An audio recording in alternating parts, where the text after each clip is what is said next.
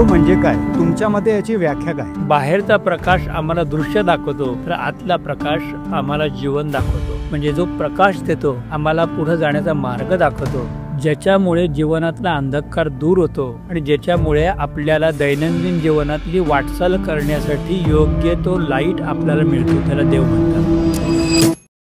पण खरं ग्रंथांमध्ये ती एनर्जी आहे का? मी जो भाव आता व्यक्त करतोय तोच भाव ग्रंथ आपल्याशी बोलताना व्यक्त करतात. त्या चित्रातून, त्या अक्षराच्या समूहातून, त्या सांगण्यातून आम्हाला खूप मोठी शक्ती मिळते.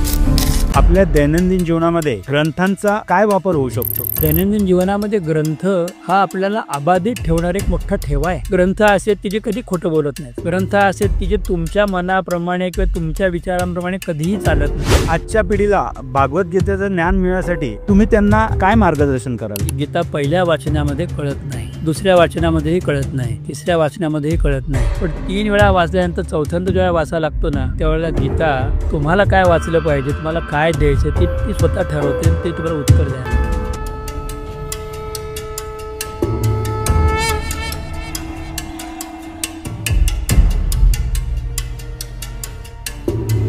पण महाराज, आजच्या काळामध्ये गुरुची काय गरज आहे? गुरूंच्या बाबतीमध्ये मी अजूनही महत्वपूर्ण 3 वाक्य सांगणार आहे, जी भागवतात दिलेली आहेत, ज्ञानेश्वरीमध्ये दिलेली आहेत, सगळ्या ग्रंथात दिलेली आहेत. एवढा मोठा ग्रंथ आहे, त्यात माझं पुस्तक, माझं उत्तर त्याचं मी शोधायचं. जसे छत्रपती शिवाजी महाराज होते, त्यांनी रामदास स्वामींना आपला गुरु मानलं होतं, तर त्यांच्या आयुष्यात का बदल घडले? तुकाराम महाराजांच्या बाबतीमध्ये परीक्षा करत असताना राजांनी धन पाठवून बघितलं, राजांनी पालखी पाठवली, राजांनी उंची वस्त्र पाठवली, पण तुकाराम महाराज आल्यानंतर त्यांनी अरे हे आपलं नाही, आपल्याला जी गरज नाहीये, म्हणून त्यांनी सगळ्यांना निक्षून सांगून पत्नीचा अनादराचा स्वीकार करून सगळ्या राजांना परत पाठवलं. महाराजांच्या जीवनामध्ये जसं गुरूंचं स्थान होतं, तसं त्यांच्या आईचं देखील स्थान होतं. वा वा. तर मग आजच्या जीवनामध्ये एका आईचं स्थान किंवा आईचं कार्य मुलांसाठी काय असलं पाहिजे? अनेकांना बरोबरीत घेऊन महाराजांना शस्त्रास्त्राचं शिक्षण दिलं. एक खऱ्या अर्थाने मर्द राजा तयार केला, पण त्यापेक्षा आतले विचार देण्यासाठी रामायण, महाभारत, भागवत हे आईनी सांगितलं.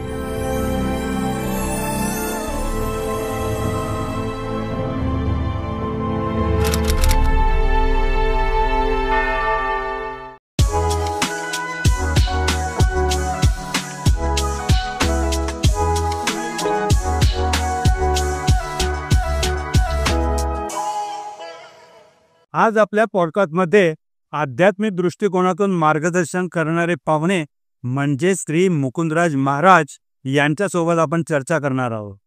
श्री मुकुंदराज महाराजांनी कृष्णम वंदे जगद्गुरु या विषयावर PhD केली आहे. यांचे आध्यात्मिक विचार अत्यंत सखोल असून त्यांनी देव, गुरु, नवीन पिढी आणि नैराश्य यासारख्या विषयांवर सखोल अभ्यास व चिंतन केले आहे.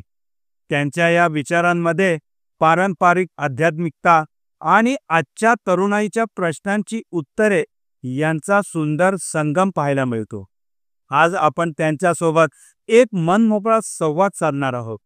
यामध्ये गुरूंचं खरं स्थान काय आहे, देव म्हणजे नेमकं कोण आणि आजच्या तरुणांमध्ये वाढत असलेले मानसिक नैराश्य यावर आध्यात्मिक दृष्टिकोनातून उपाय काय असू शकतात यावर गहन चर्चा करणार आहोत. चला तर मग जाणून घेऊया त्यांच्या मुखातून त्यांच्या या सफरची कहाणी. नमस्कार, मी Avinash Kadale. Legends on mic या पॉडकास्ट शो मध्ये आपलं स्वागत हो.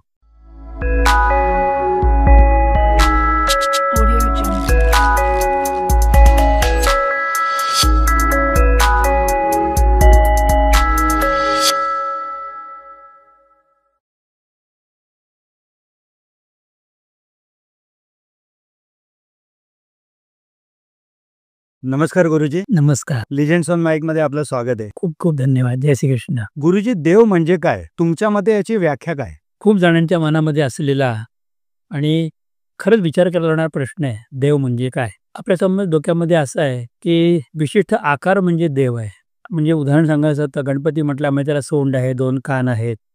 देवी म्हटल्यानंतर ती विशिष्ट आकारामध्ये आहे, हातशस्त्र वगैरे आहे. शंकर भगवान म्हटल्यानंतर विशिष्ट पद्धतीने आहे. पण ज्याला देव आपण म्हणतो, हा देव नेमका काय आहे? त्याचा आकार म्हणजे देव आहे का? मुद्दा असा आहे की आकार म्हणजे देव नाही, तर देव शब्दाचा अर्थ संस्कृत मधला आणि शास्त्रात सांगितलेला देव म्हणजे प्रकाश. ज्याच्यामुळे जीवनातला अंधकार दूर होतो आणि ज्याच्यामुळे आपल्याला दैनंदिन जीवनातली वाटचाल करण्यासाठी योग्य तो लाईट आपल्याला मिळतो, त्याला देव म्हणतात. पण उदाहरण सांगतो. आपण एखाद्या जंगलामध्ये आहोत, अंधारामध्ये आहोत, आपल्याला जंगल पार करायचं रस्ता माहिती नाही, Google चालत नाहीये, आपल्या हातातला मोबाईल काम करत नाहीये. त्यावेळेला एखादा छोटासा दिवा, मिणमिणता टॉर्च सुद्धा आपल्याला खूप मदतीला येतो. आपल्या पायापुरता जरी प्रकाश पडला आणि तेवढ्या प्रकाशामध्ये आपण चालायला लागलो तरी न अडखळता आपण जंगल पार करू शकतो. आपल्याला उद्याच्या पोटात काय आहे, की उद्या तरी फार पुढचं बोलतोय, 2 मिनिटानंतरचं काय हेही माहिती नाहीये. तर त्यामुळे आम्हाला प्रत्येक वेळेला प्रकाशा पाहिजे.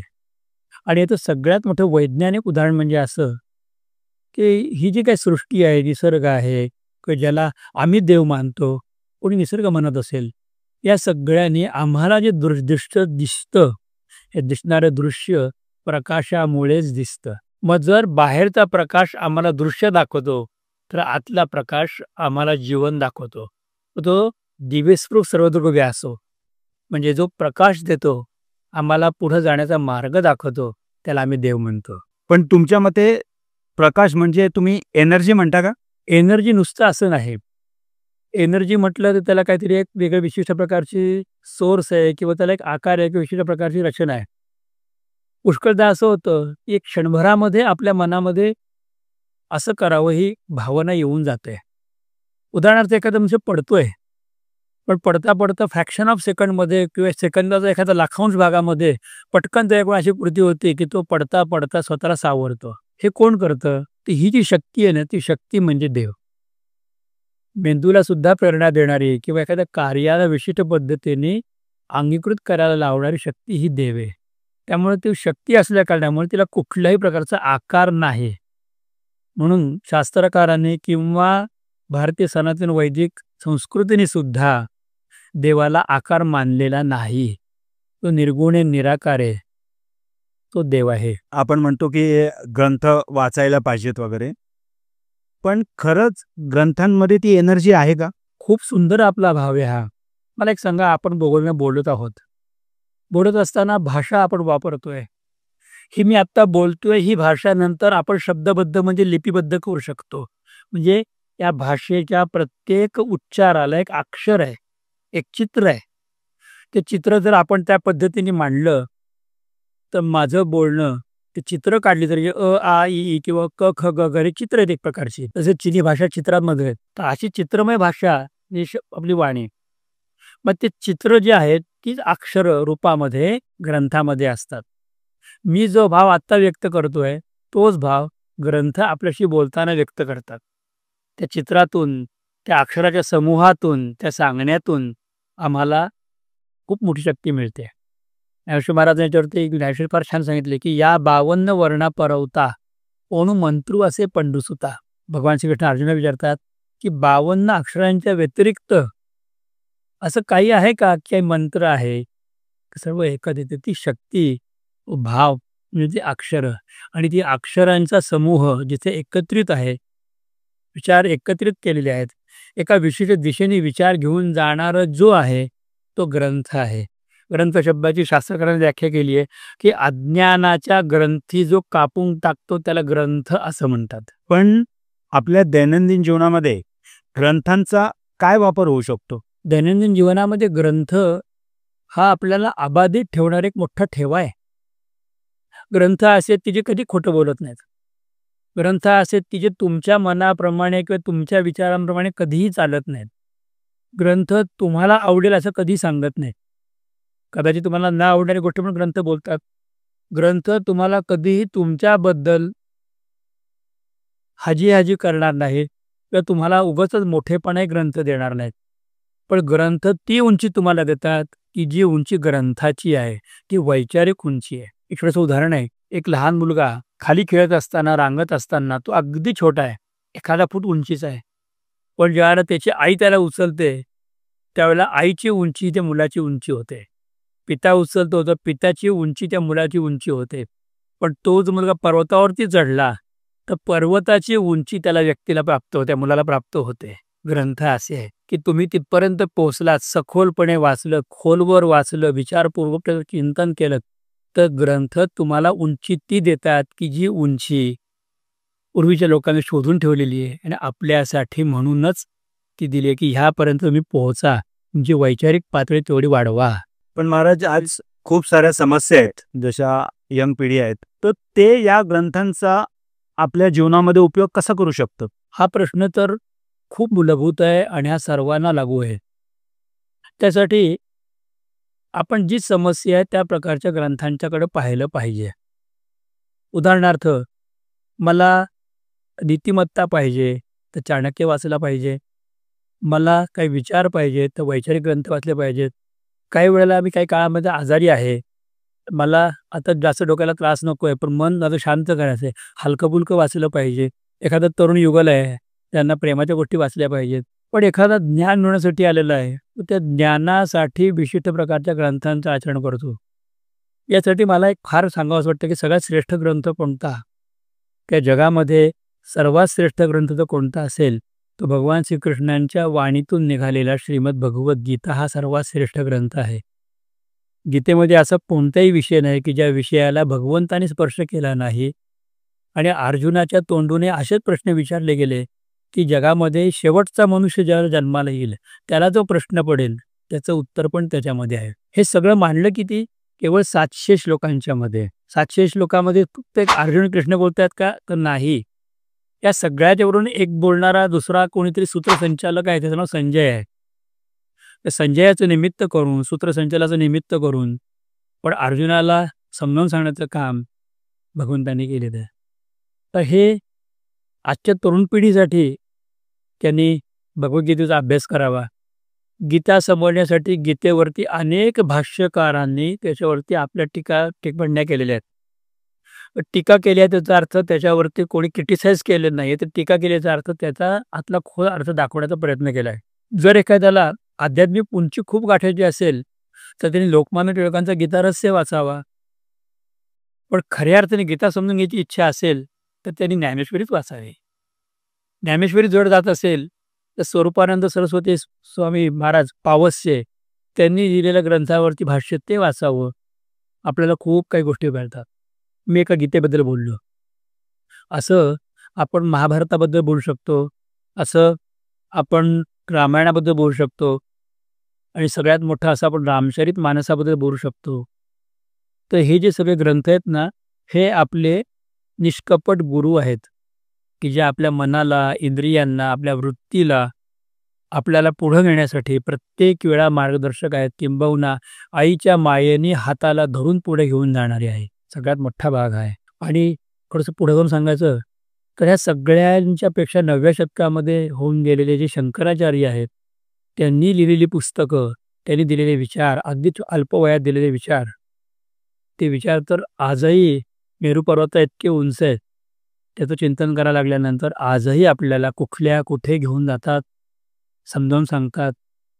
मूर्तीपूजेपासून अमूर्त भगवंतापर्यंत कसं जायचं सांगणाऱ्या आचार्य शंकरांसारखा दुसरा कोणी आणि ते सगळे ग्रंथ नाहीत. महाराज, तुम्ही जसं आत्ता भागवद्गीतेचा उल्लेख केला, तर आजच्या पिढीला भागवद्गीतेचं ज्ञान मिळण्यासाठी तुम्ही त्यांना काय मार्गदर्शन कराल? भगवद्गीतेचं ज्ञान मिळण्यासाठी मार्गदर्शन म्हणायचं झालं तर एक पहिली गोष्ट अशी आहे की गीता पहिल्या वाचनामध्ये कळत नाही, दुसऱ्या वाचनामध्येही कळत नाही, तिसऱ्या वाचनामध्येही कळत नाही. पण 3 वेळा वाचल्यानंतर चौथ्यांदा जेव्हा वाचायला लागतो ना, त्यावेळेला गीता तुम्हाला काय वाचलं पाहिजे, तुम्हाला काय द्यायचं ती ती स्वतः ठरवते आणि ते तुम्हाला उत्तर द्यायला लागते. आता 3 वाचनात कळत नाही असं मी का म्हटलं? कारण एक प्रकारातून भगवान श्रीकृष्ण म्हणजे त्यांना काय म्हणतो आपण, कृष्णं वंदे जगद्गुरुम. तो श्लोक असा आहे, वसुदेव सुतं देवम कंस चाणूरमर्दनम देवकी परमानंदम कृष्णं वंदे जगद्गुरुम. हा जगद्गुरु कृष्ण आहे. हा गुरु असल्या कारणामुळे ह्याला ज्ञान द्यायचंय. पण ज्ञान देण्याच्या आधी तो आपली पूर्वतयारी करून घेतात. कुठलाही गुरु पटकन ज्ञान देत नाही, त्याचं कारण ते आधी पूर्वतयारी करून घेतात. ती पूर्वतयारीला किती वेळ लागतो हा साधकाचा प्रश्न आहे. पण एकदा का पूर्वतयारी त्याची व्यवस्थित झाली की त्याला आधी त्या मनामध्ये उत्सुकता निर्माण करून देतात. आधी पूर्वतयारी, मग उत्सुकता, आणि उत्सुकतेच्यानंतर तिसरा प्रश्न म्हणजे उत्तर. तर पूर्वतयारी आधी ती तुमच्यावर अवलंबून आहे, किती वेळ तुम्ही पूर्वतयारीला घेता. दुसरी उत्सुकता. तुम्ही किती उत्सुकता दाखवताय आणि मग उत्तर द्यायला सुरुवात करते. मला असं वाटतं पुष्कळदा की गीता शास्त्र जे आहे ना, हे म्हणजे पित्यासारखं, वडिलांसारखं आहे. वडील पटकन आई पटकन देते मुलाला एखादी गोष्ट. पण वडील मुलाने 3 वेळा 4 वेळा गोष्ट माझ्याकडे देत नाही. पटकन आपण वडिलांकडे मागितलं, हट्ट केला, तर एखादी गोष्ट नगण्य देतील, पण मूल्यवान गोष्ट वडील पटकन देत नाहीत. कारण त्या गोष्टीचं मूल्य पुत्राला कळावं अशी वडिलांची इच्छा असते. आणि जर न मागता जर वडील गोष्ट द्यायला लागली, तर सगळ्यात मोठा तोटा असा होतो, की मुलाची बौद्धिक प्रगती होत नाही. गीता आमची आधी बौद्धिक प्रगती करते. मी मुद्दामून 3 वेळा म्हटलं, एकदा वाचा, दोनदा वाचा, तीनदा वाचा, नाही कळणार. कर्मयोग आहेत. नेमकं काय सांगितले? कळणार नाही. पण नंतर बाकी गीता तुम्ही विचारलेल्या आणि न विचारलेल्या आणि तुम्हाला पडणाऱ्या आणि भविष्यात येणाऱ्या प्रश्न, समस्या, उत्तरासहित उत्तर देते. खरं तर गीतेचा सुरुवात कशी आहे माहिती आहे आपल्याला? की युद्ध आठवड झालं. दोन्ही बाजूनी अख्ख्या भारतवर्षाचे राजे लोक आले. एक दुर्योधनाची बाजू आहे, एक पांडवांची बाजू आहे, कौरवांची बाजू आहे, पांडवांची बाजू आहे. आणि हे युद्ध करताना ठरवून युद्धाचा दिवस ठरवला. ठरवून या गोष्टी घडल्या. त्यांनी ठरवून एक विशिष्ट प्रकारची जागा शोधून काढली. युद्ध करण्यासाठी 18 अक्षौहिणी सेना होती दोन्हीकडनं एकूण. मी वाटतं सेनेला जागा पाहिजे, रचना करायची. त्यांनी शोधून काढली आणि कुरुक्षेत्र ही दिल्लीच्या जवळची जागा त्यांनी शोधून काढली. काही लोक इकडे, काही लोक इकडे. दोघे उत्सुक आहेत युद्धासाठी. आता सुरू करायचं. युद्धाचा एक नियम आहे की पहिला जो अटॅक करतो तो नेहमी सक्सेसफुली पुढे जाणारा असतो. त्यामुळे दोन्ही बाजू सरसावल्या होत्या.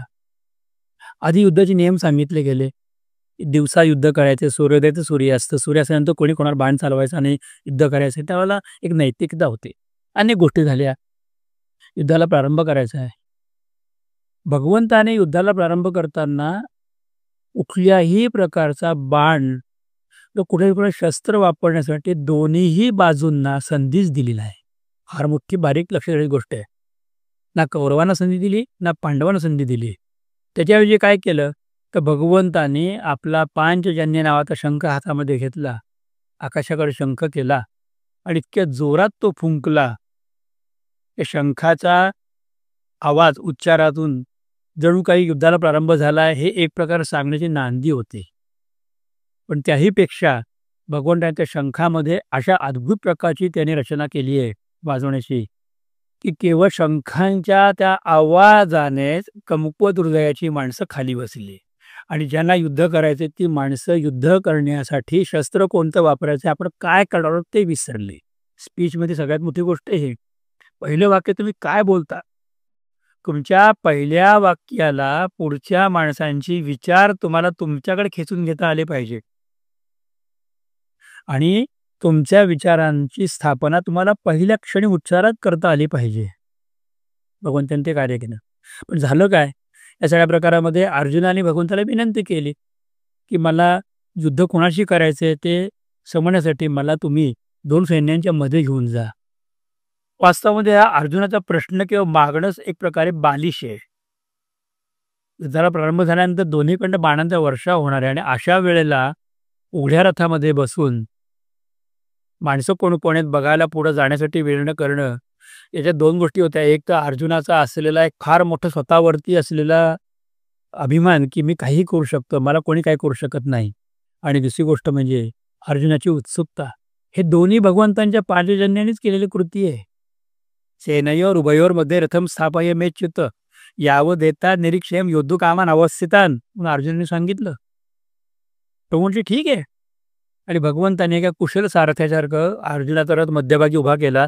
दोन्हीकडे सैन्य आहेत, दोन्हीकडनं बाणांचा वर्षाव सुरू झालाय आणि अर्जुन बघतोय समोर कोण कोण आहे. त्याला अर्जुनाला कळतं की ही आपली लोक आहेत सगळी. कुठे गुरुजन आहेत, द्रोणाचार्यांसारखे, भीष्मांसारखे पितामह आहेत, कुठं आपले नातेवाईक आहेत, कुठे आपले मेहुणे आहेत, कुठे आपला जावई आहे, कुठे आपला पुत्र आहे, कुठे आपला पुतणी आहे. मग इथे प्रश्न पडला की मी माझ्याच लोकांशी युद्ध करून यांना मारून मी जिंकणं म्हणजे काय. गीतेचा खरा प्रश्न तिथे सुरू झाला की यांना मारण्याबद्दल अर्जुनाच्या मनात संदेह नव्हता, पण अर्जुनाने एक प्रश्न असा विचारला भगवंताला, या सगळ्याच्या मध्ये 3 दोष मला दिसतात. मनुष्यांची अपरिमित हानी होईल, त्याचप्रमाणे एक विशिष्ट प्रकारच्या संस्काराची पिढी नष्ट होईल, आणि तिसरं मला महत्त्वाचं विचारायचं देवा तुला, की मला जो तू प्राप्त झालेला आहेस प्रयत्नाने, कदाचित तू माझ्यावर नाराज झालास, तुझं तू कर्म निघून जाशील. मला सगळ्यात जास्त भीती ती आहे की माझ्या मनामध्ये असलेल्या सद्भावना, माझा परमात्मा, माझा देव माझ्यापासून दुरावता कामा नये. त्याच्यानंतर भगवंतानी अर्जुनाला पहिल्याच प्रश्नाला उत्तर दिलं, तुला काय वाटतं की तू मला नाही मरणार आहेस? हे तू कोण ठरवणार आहे? असंही होऊ शकतं की यांच्या बाणाने पहिला तूच मरशील. हा पण विचार केला पाहिजे माणसाने, की गेम चेंज ओव्हर करायचा असेल वेगळे विचार पाहिजेत. मीच जिंकेन, मीच अमुक करीन, मीच असं करीन, हा जो मी च येतो ना, या ला पहिल्यांदा ब्रॅकेट करा, इंटू ब्रॅकेट करा म्हणून भगवंतानी गीतेत सांगितलं. पहिला तू हा विचार कर. महाराज, आता तुम्ही इतक्या खोलवर माहिती दिली. तुम्हाला श्रीमद भागवत गीतेवर PhD करायचा हा तुम्ही निर्णय कसा घेतला? मला भागवत फार आवडला, आवडत राहतो. त्याचं कारण असं आहे की जगण्याची खरी रेषा कशी असावी हे भागवताने सांगितलं. मी तुम्हाला थोडंसं उदाहरण सांगतो आधी, की पाणी म्हणजे जीवन आहे, आणि पाणी जे आहे ना, की असं खाली खाली उताराकडे वाहत जातं, आणि जर पाण्याला जर अडवलं नाही ना, तर पाणी पसरत पसरत वाहत जातं. पण तेच जर पाणी एखाद्या ट्यूबमधनं, पाईपमधनं जर आलं ना, तर ते चढायला सुद्धा वरती चढतं.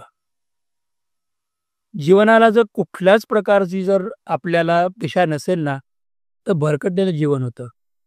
पण त्याच जीवनाला जर योग्य प्रकारची दिशा मिळाली, तर अगदी वरपर्यंत उच्च अवस्थेला नेणारं जीवन वाटतं. हे मला भागवताने शिकवलं, आणि म्हणून भागवताकडे मी वळलो.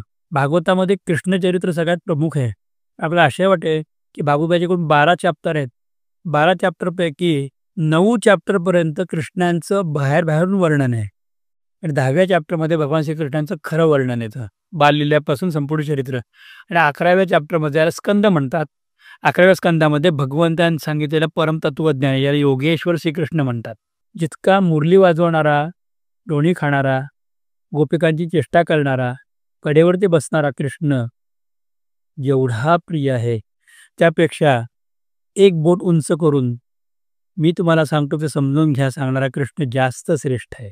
छोट्या रूपामध्ये मुलं खूप गोड वाटतात, पण तीच मुलं कर्तृत्ववान झाल्यानंतर जगताची सावली होतात, आधार होतात. भागवत तसा आहे.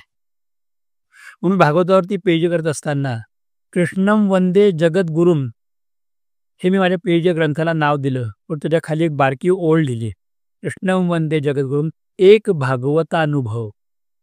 मला भागवताने अनुभव काय दिला, तर एक भागवतानुभव. माझ्या ग्रंथाचे मी 2 भाग केले, आणि पहिल्या भागामध्ये फक्त कृष्णाचं तत्वज्ञान सांगितलं, आणि दुसऱ्या भागवतामध्ये फक्त भगवंतांच्या मधुर लीला, माधुर्य, आणि त्या माधुर्याने मी कसा संपन्न झालो, आणि ह्या पद्धतीने तुम्ही कशी संपन्न व्हाल हे त्या सांगण्याचा मी छोटा प्रयत्न केलेला आहे. दैनंदिन जीवनामध्ये ना खूप भोंदू बाबा मिळतात, ते यातला आपण गुरु कसा ओळखावा? एक छोटंसं उदाहरण आधी सांगतो, मग आपल्याला या गोष्टीची चर्चा करते. माझी स्वतःची आजी, सख्खी आजी, काळाप्रमाणे वृद्ध होती, आणि त्या काळाप्रमाणे अजिबात शिकलेली नव्हती. तिला अजिबात लिहायला वाचायला येत नव्हतं. पण तिच्यासारखी हुशार व्यक्ती मी बघितली नाही. योग्य तऱ्हेने मार्ग दाखवणे, प्रसंगी रागवणे, मारणे, जेवायला घालणे, सगळं ती कामं करायची. माझ्या आतोनात प्रेम होतं. त्यावेळेला पत्र लिहायची पद्धत होती. पत्र यायचं, म्हणजे पोस्टकार्ड यायचं, इंग्लंड यायचं किंवा पाकिट यायचं. ती गोष्ट मी आपल्याला 1970 किंवा त्यानंतरच्या कालखंडातली सांगतोय. तर पत्र आलं तर पोस्टमन साधारणपणे 11 साडे यायचा, पत्र टाकून जायचा. त्यावेळेला माझी घरामध्ये आजी एकटी असायची. तो पोस्टमन यायचा, पत्र टाकून द्यायचा. पत्र टाकलं की तो पोस्टमन आजीची ओळखीचा होता. आजी त्याला म्हणायची, बस रे, आणि तो बसला की तुला मी चहा करू का, तुला मी काहीतरी खायला देऊ का, पटकन एखादी पोळी भाजी त्याला खायला द्यायची. तोही दमलेला असायचा, तो बसायचा, पाणी प्यायचा. आणि माझी त्याला म्हणायचे, एक माझं काम कर ना, एवढं पत्र वाचून दाखव ना काय आहे. तर त्याकडून ते पत्र वाचून घ्यायची. नंतर ते पत्र ठेवून दिलं. शाळेतून मी आलो, त्या माझा भाऊ आला, की अरे कोणाचं पत्र आलंय, कोणाचं आहे काय माहिती, मी फोडलं पण मला काही वाचता येत नाही. मग त्याच्याकडून, माझ्याकडून, मग माझ्या भावाकडून, मग बहिणीकडून, कोणाकडून ती वाचून घ्यायची. संध्याकाळी उशिरा माझी आई आली, की तिच्याकडून पण वाचून घ्यायची. तिघांच्या वाचनामध्ये कुठे बदल होतोय का? कुठलं वाक्य बदलतंय का? "अरे का रे? पत्रामध्ये त्यांनी मला नमस्कार दिलाच नाही, माझी चौकशी केलीच नाही." अगं वाचलं की आत्ता. मग त्यावेळेला 3 जणांच्याकडून वाचून घेतलं, की तिचं पूर्ण समाधान व्हायचं, की पत्र बरोबर आहे, पुरुषाने योग्य वाचलेलं आहे. मला वाटतं ही गोष्ट आज प्रत्येकाने केली पाहिजे. तुम्ही बंधुभाव वाचायचं आहे ना, तर तुम्ही आधी त्या व्यक्तीची व्यक्तिमत्व पहा, त्याचं सांगणं ऐका, व्यावहारिक आहे का ते पहा, आपल्याला रुचतंय का ते समजून घ्या आणि त्याच्यातून आपल्याला ज्ञान मिळतंय का ते बघा. उगाच कोणतरी काहीतरी सांगतो म्हणून त्याच्या मागे जाण्यात काही अर्थ नाही. कोणतरी सांगतो, एक उदाहरण सांगतो, की एक बाबा घरामध्ये आला आणि येताना तो अंगणात थांबला, हात ठेवतोय, "इथं धन लपलंय, तुमच्या पूर्वजांचं धन आहे. मी तुम्हाला काढून देतो. आपण अमावास्येला एक पूजा करू." "हो बाबा, बरं, फार बरं होईल, मी खूप अडचणीमध्ये आहे." "अरे तू काळजी करू नको, इथे इतकं धन आहे, तुझ्या 7 पिढ्या संपणार नाही." आणि बाबा म्हणतो, बसतोय. बाबांना दूध दिलं. तो म्हणतो, "काही दुपारची वेळ आहे, काही भाजी-भाकरी दिली खाईन." तर त्याला भाजी पोळी दिली. पोळी दिल्यानंतर तो बाबांनी विचारलं, "लोणच्याची फोड नाही का?" आणतो म्हणून सांगितलं. थोड्या वेळाने त्यांनी बाजून बसायचं जेवायचं, तो म्हणतो, की "थोडं सॅलड नाही का जोडीची, काकडी, टोमॅटो." तो तरुण मुलगा होता, तो म्हटला, "उठ, उठ, उठ, उठ." काय झालं? पण मी 2 पोळींच्या मध्ये टोमॅटो सॅलड ठेवलं होतं, ते तुला दिसलं नाही आणि जमिनीत ते धन दाखवतोस तू मला? इथे त्या माणसाचा भोंदूपणा उघडा होतो. विचारणारा मनुष्य जो आहे ना, तो पुष्कळदा कुठल्यातरी अडचणीतून किंवा हव्यासापोटी विचारत असतो. अध्यात्मामध्ये ही गोष्ट चालत नाही. तुम्ही त्या व्यक्तीकडे समजावून घ्या, विचारा. पण त्यासाठी एक पद्धत आहे. तर त्याच्यामध्ये ती पद्धत अशी आहे, की "तरी तनुमनु जीवे, ह्या चरणासी लागावे आणि अगरवता करावे दास्य सकळ." तुम्ही आधी प्रेमाने नमस्कार करा, समजून घेण्याचा प्रयत्न करा, त्यांच्या वाक्यावरती विश्वास ठेवा आणि पुढे जा. म्हणजे तुम्ही भोंदू बाबांच्या प्रसवात सापडणार नाहीत. माझे गुरु महाराज नेहमी सांगायचे, की एखाद्याकडून अनुग्रह घ्यायचा असेल ना, तर त्या माणसाला 100 वेळा पहा. त्याला अनुभवा. त्याचं बोलणं, त्याचं वागणं, तो बोलतोय तेच तो वागतोय का बघा. आधी शिष्याने गुरुची परीक्षा करावी आणि परीक्षेमध्ये शिष्याच्या परीक्षेत गुरु उतरल्यानंतर मग त्याला गुरु करावं. मग डोळे बंद करून ते सांगतील ते ऐकावं. जे बोंधू बाबाच्या फंदात आपण पडणार नाही. आता Facebookवरती आजकाल आपल्याला पाहायला मिळतं, की येणारी पौर्णिमा या राशीनं चांगली आहे. हा विधी करून घ्या, ही पूजा करून घ्या. येणारा दिवस अमुक-अमुक लोकांना चांगला आहे. तुम्ही असं-असं करा. आम्ही तुमच्या वतीने काशीला, तुमच्या वतीने अमुक तीर्थक्षेत्रावरती पूजा करतो. तुम्ही फक्त 1100 पाठवा. माझा प्रश्न 1100चा नाहीये, पण असे 1100 पाठवणारे 140 कोटीपैकी कितीतरी लोकं असतात, त्यांचं काम होतं. तुमचं काम झालंय काही जबाबदारी त्याची नाहीच आहे. हे ज्यावेळेला आपल्याला कळेल ना, तेव्हा आपल्यातला भोंदूपणा निघून जाईल. त्यापेक्षा ही पूजा करण्यापेक्षा मी आचरण काय करू हे विचारा ना. गुरु आणि शिष्य परंपरा कशी आहे माहिती आहे?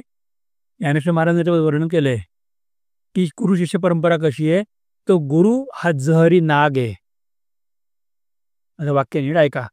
गुरु हा जहरी नाग आहे आणि तो चावल्यानंतर पुढचा वाचण्याची शक्यता तिला मात्र नाही.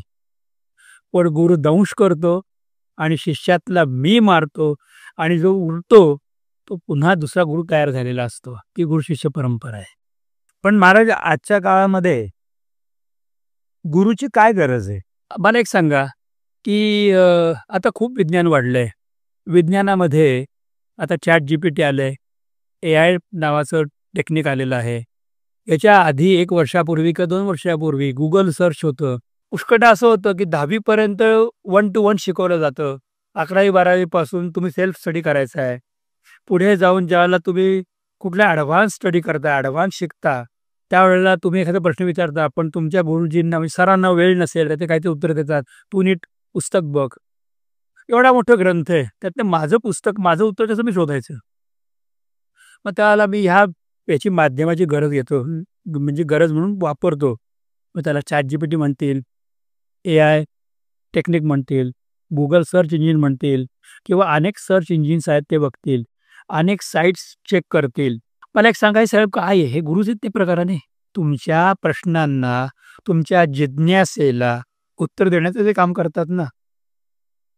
मी असं कधी दावा करणार नाही की ChatGPT सांगतो ते सगळं सत्यच आहे. पण ChatGPTवरून किंवा Google सर्च इंजिनवरून किंवा अन्य काही ग्रह याच्यातून तुम्हाला विज्ञानाच्या माध्यमातून एक दिशा मिळते विचारांची. मागे माझं खूप डोकं दुखत होतं आणि 5-6 दिवस मला रोज डोकेदुखीचा त्रास होता. मी सहज सर्च इंजिनवरती टाकलं की डोकं दुखतं तर कारण काय असेल माझं? मला एखादी गोळी सुचवा. तर पहिल्यांदा पॅरासिटामॉल आलं.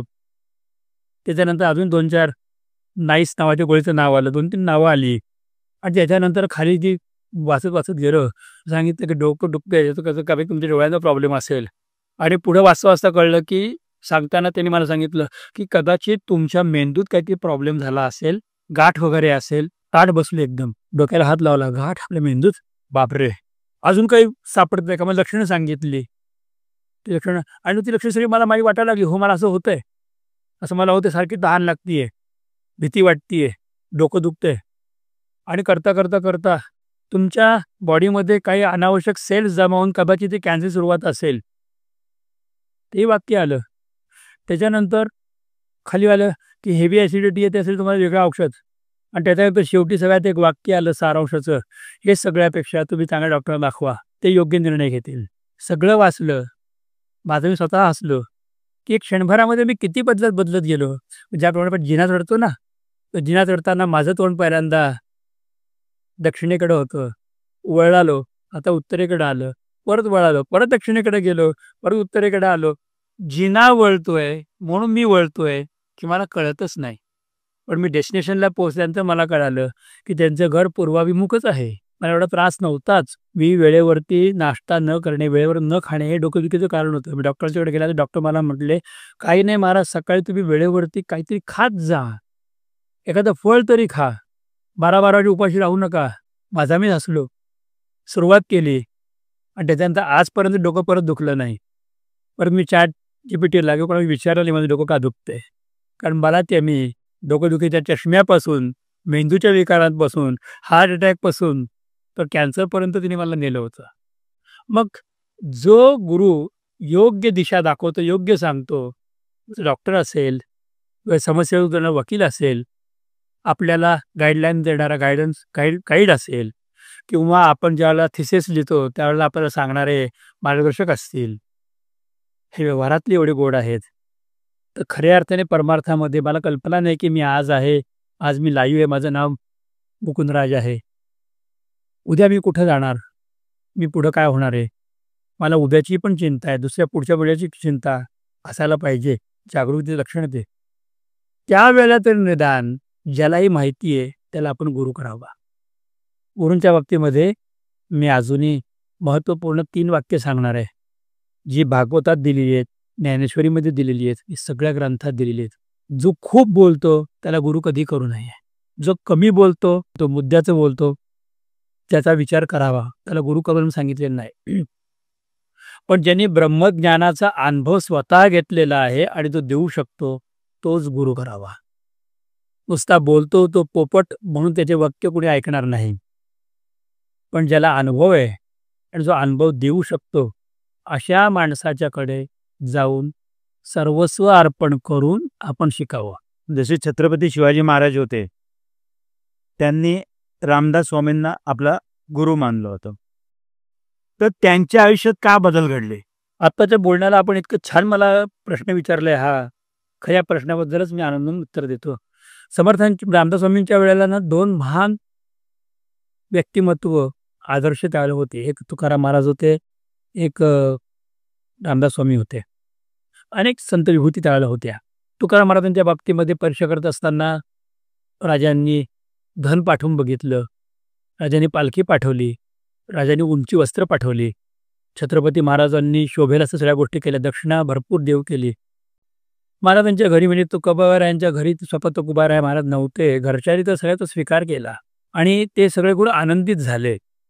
पण तुकाराम महाराज आल्यानंतर त्यांनी अरे हे आपलं नाही, आपल्याची गरज नाही आहे म्हणून त्यांनी सगळ्यांना निक्षून सांगून, प्रेमाने बोलून, पत्नीचा अनादराचा स्वीकार करून सगळं राजांना परत पाठवलं. राजे भावले, राजाला ते भावलं आणि छत्रपती महाराज त्यावेळेला त्यांच्या कीर्तनाला आले. गावातल्या काही द्वेषी माणसांनी छत्रपती कीर्तनामध्ये आहेत आणि त्यांच्या आजूबाजूला कुठली सुरक्षा नाही, ही बातमी यवनांपर्यंत पोहोचवली आणि हल्ला झाला.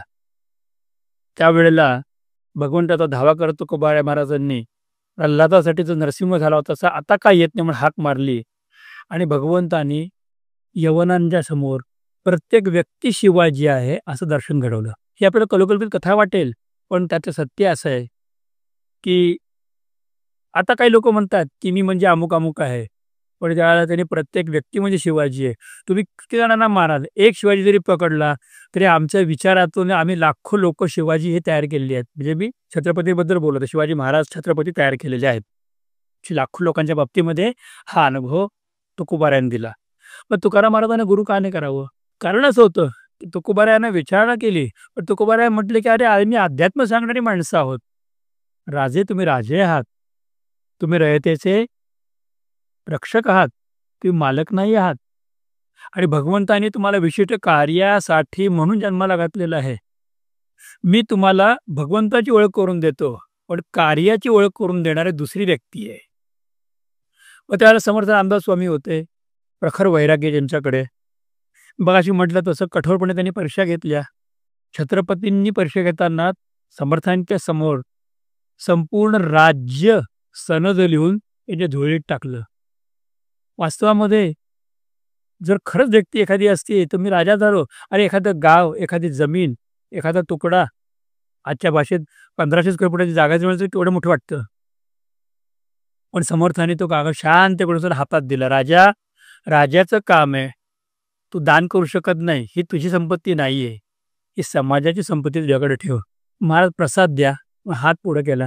आपण शिवचरित्र ऐकलं लक्षात आहे आपल्याला की प्रसाद म्हणून महाराजांनी खडीसाखर नाही दिली, खोबरं नाही दिलं, तर काय दिलं, तर पटकन खाली वाकून घोड्याची लीद उचलली आणि राजांच्या हातात टाकली, माती उचलली आणि राजांच्या हातात टाकली. ही पानं वाचताना आताही बोलता माझ्या अंगावर शहारे येत आहेत. छत्रपती शिवाजी महाराज त्याने त्याचा अर्थ कळाला की ही जमीन हिचं रक्षण करण्यासाठी ही माती तुला दिली आहे, ही मातीचं रक्षण तू करायचं आहे, राज्य वाढव. आणि रक्षण करण्यासाठी क्षात्र तेज लागतं. क्षात्र तेजाचं सगळ्यात मोठं त्यावेळेस आज म्हणजे घोडा होतं. तू घोडदळ वाढव, ते सैनिक वाढव, असे विचार देणारे गुरु पाहिजे होते. त्यांना गुरु केलं. अध्यात्म सांगायला तुकोबाराय होते आणि व्यवहार सांगायला समर्थ होते. समर्थांना गुरु मानलं, समर्थांना गुरु केलं. त्यापेक्षाही मोठी गोष्ट अशी होती की समर्थांनी त्यांना ती माती वाढवण्यासाठी आपल्या शिष्यांच्या द्वारा विशिष्ट प्रकारातून आपले शिष्यच हेरगिरीचं काम कर देऊन सर्व गोष्टीची माहिती पुरवली. मी थोडंसं धाडसानी बरंच वाटेल, परंतु ग्रंथातल्या दिलेल्याच्या आधारावरती बोलतो. दिल्लीहून आग्र्याहून सकुशल परत आले. या सगळ्याच्या मागे समर्थांनी उभी केलेली संन्याशांची फौज पण होती. ज्या वेळेला वडिलांच्या मोबदल्यामध्ये किल्ले किंवा राज्य द्यायची वेळ येते त्यावेळेला मी काय केले पाहिजे सांगणारा गुरु पाहिजे. ज्या वेळेला स्त्रियांना लुटणारा किंवा देवताच्या मूर्ती फाडणारा, खोडणारा ज्या वेळेला एखादा येतो, यवन येतो, त्यावेळेला त्याचा कोथळा बाहेर कसा काढायचा हे सांगणारा नाही, ती ताकद देणारा गुरु पाहिजे. म्हणून त्यांनी समर्थांना गुरु केलं. महाराजांच्या जीवनामध्ये जसं गुरूंचं स्थान होतं तसं त्यांच्या आईचं देखील स्थान होतं. वा वा. तर मग आजच्या जीवनामध्ये एका आईचं स्थान किंवा आईचं कार्य एका मुलांसाठी काय असलं पाहिजे? तुमचा प्रश्न मुलागर विचार वैचारिक बदल करणार आहे. अहो किती सुंदर विचार आहेत. आपण माता जिजाऊ यांचं मोठेपण काय माहिती आहे? त्यांनी तसं पाहायला गेलं तर शहाजीराजे म्हणजे त्यांचे पिता, म्हणजे त्यांचे पती शिवाजी महाराजांचे वडील दूर होते, पण पित्याचं काम आणि मातेचं काम त्या माऊलीने एकटीने केलं. अनेकांना बरोबरीत घेऊन महाराजांना शस्त्रास्त्राचं शिक्षण दिलं. एक खऱ्या अर्थाने मर्द राजा तयार केला. पण त्यापेक्षा आतले विचार देण्यासाठी रामायण, महाभारत, भागवत हे आईनी सांगितलं. पहिल्यांदा आजच्या मातेकडे वैचारिक धन पाहिजे. आजची माता ज्या वेळेला ट्विंकल ट्विंकल लिटिल स्टार करून बोटं हलवून नाचते आणि आजची माता ज्या वेळेला सांगते की हे वीरेन गो आवे करून हे करते, त्यावेळेला तू कुठला विचार आला? आजची माता मुलांना कुठली इंग्रजी गाणी शिकवत असेल. हे असं का होतंय? कारण आजची माता कधीतरी लहान बालक होती. तेव्हा तिचे संस्कार करायला त्या पिढीने चूक केली. करायला हवं होतं. पूर्वी आमच्याकडून टेबल्स म्हणजे पाढे म्हणून घेतले जायचे. आमच्याकडून स्तोत्र म्हणून घेतली जायची. आमच्याकडून मोठ्या माणसांना नमस्कार करा म्हणून सांगितलं जायचं. मोठ्या माणसांच्या पाया पडण्यासाठी स्वतः आई किंवा वडील किंवा आजोबा सुद्धा कोणतरी नमस्कार करायचे. मनाचे श्लोक वगैरे मनाचे श्लोक बोलायचे. बोलून घ्यायचे, रामरक्षा बोलून घ्यायचे, भीमरूपी महारुद्रा म्हणून घ्यायचे. या सगळ्यांच्या मधून आमच्यावर संस्कार केले जायचे आणि सगळ्यांच्या मधून आम्हाला शिकवलं जायचं.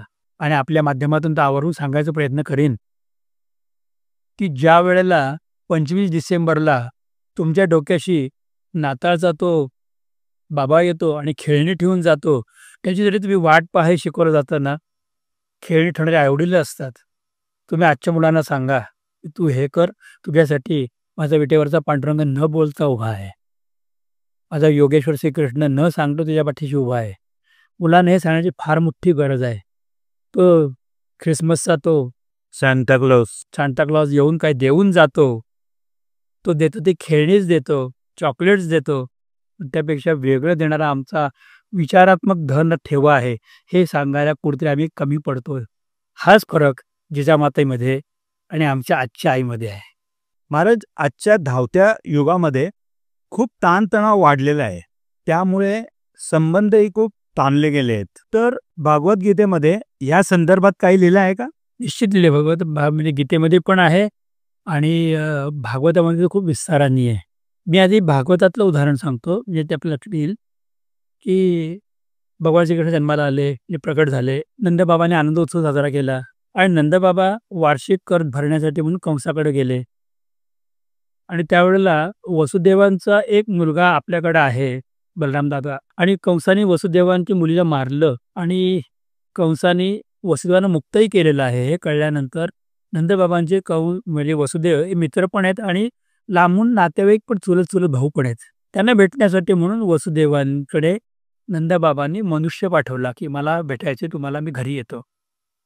त्याच्याबरोबर निरोप आला की तुम्ही मला भेटायला येऊ नका आणि यायचं असेल तर तुम्ही मला एका विवेकी ठिकाणी जंगलामध्ये खोल जंगलात भेटायला या. नंदबाबांना ते कळलं नाही, नंदबाबा सामान्य मनुष्य.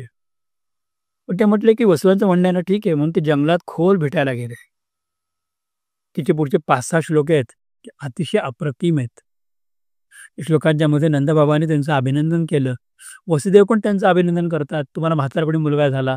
त्याच्यामध्ये वसुदेवजी महाराज सांगतात, सगळ्यात दुर्मिळ झालेली गोष्ट अशी आहे आता की एकमेकांना भेटून एकमेकांचे विचारांचं आदान प्रदान करणं हे सगळ्यात दुर्मिळ गोष्ट आता झाली आहे. आपण शुभेच्छा देऊ शकतो, शुभेच्छा व्यक्त करू शकतो, पण अंतरंगातल्या जे शुभेच्छा आहेत ते देण्यासाठी फक्त डोळे आणि चेहराच काम करतो, अंतःकरण काम करतं. ज्ञानेश्वर महाराज म्हणतात, हृदयाहृदयी एक झाले आणि ये हृदयचे ते हृदय घातले. ही भेट आहे. हृदयाहृदय एक झाले म्हणजे काय? आपण तिकडे आहात, मी इकडे आहे, आपण दिसायला 2 आहोत, पण आपण जर माझे विचार तुमच्यापर्यंत पोहोचले आणि ते तुमच्या हृदयात स्थिरावले तर आपल्या दोघांचं हृदय म्हणजे मन एक झालं. हृदयाहृदयी एक झाले म्हणजे ये हृदयचे ते हृदय घातले. आता ब्लूटूथमधून इकडून तिकडे जातं, परंतु हृदयात जात नाही. आणि आपण ऐसे केले तसं मी आहे तसं तुम्हाला पण करणार. ही भेट, ही गोष्ट फक्त एकमेकांना भेटण्याने होऊ शकते. जर राग असेल, प्रेम असेल, भावना असतील, चांगलं वाईट बोलणं असेल, हे भेटूनच एकमेकाला सांगितलं पाहिजे. कारण नुसतं मौन धरून उपयोग नाही. वसुदेवजी नंदबाबांना पुढे जाऊन सांगतात की तुम्हाला इथे भेटायला बोलावलं का बेली तुम्हाला वाईट वाटलं असेल? नंदबाबा म्हणतात, अजिबात नाही. तुम्ही राजकीय पुरुष आहात, व्यवहाराची दिशा तुम्हाला कळते, मी सामान्य आहे.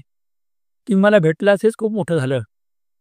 त्यामुळे भेटणं हा मुद्दा नव्हता, मला तुमच्यापर्यंत काहीतरी पोहोचवायचं आहे, हा मुद्दा आहे.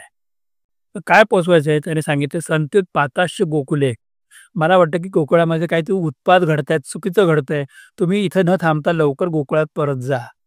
आणि कंसाने केलेल्या योजना वसुदेवांच्या पर्यंत होत्या, म्हणजे पुतना राक्षसी पाठवणे किंवा पुढच्या काही असुरांना पाठवणे, या सगळ्या योजना वसुदेवांना माहिती होत्या. पण मी सांगून घाबरवणार नाही, तर मी तुम्हाला जागरूक करून तुमच्यातली शक्ती वाढवणार आहे. हे फक्त भेटण्याने शक्य आहे. आपल्या हिंदू धर्मांमध्ये जसं ग्रंथांचं स्थान आहे तसा मंत्रांचं देखील स्थान आहे. मग मंत्र म्हणजे काय आणि आजच्या युगामध्ये त्याचा कसा वापर होतो? मंत्राची व्याख्या शास्त्रकारांनी असे केली की मननात त्रायते इति मंत्रः. व्याख्या काय केली की मननात त्रायते, त्रायते म्हणजे वाचवते. त्याचे मनन केल्याने तुमचे इच्छित कार्य सिद्ध होतात, त्याला मंत्र असं म्हणतात. ही व्यवहारात एक सांगतो की माझे पैसे एक विशिष्ट व्यक्तीकडे आहेत, मी त्याला निरोप पाठवला, अरे मला पैसे दे. तो म्हणतो की आता मला शक्य नाही, मी पुढच्या सोमवारी देतो. मी दुसऱ्यांदा त्याला निरोप पाठवला, सोमवारी मला पैसे दे. तो पुन्हा काहीतरी पुढची डेट मागतोय, पुन्हा काहीतरी सांगतोय.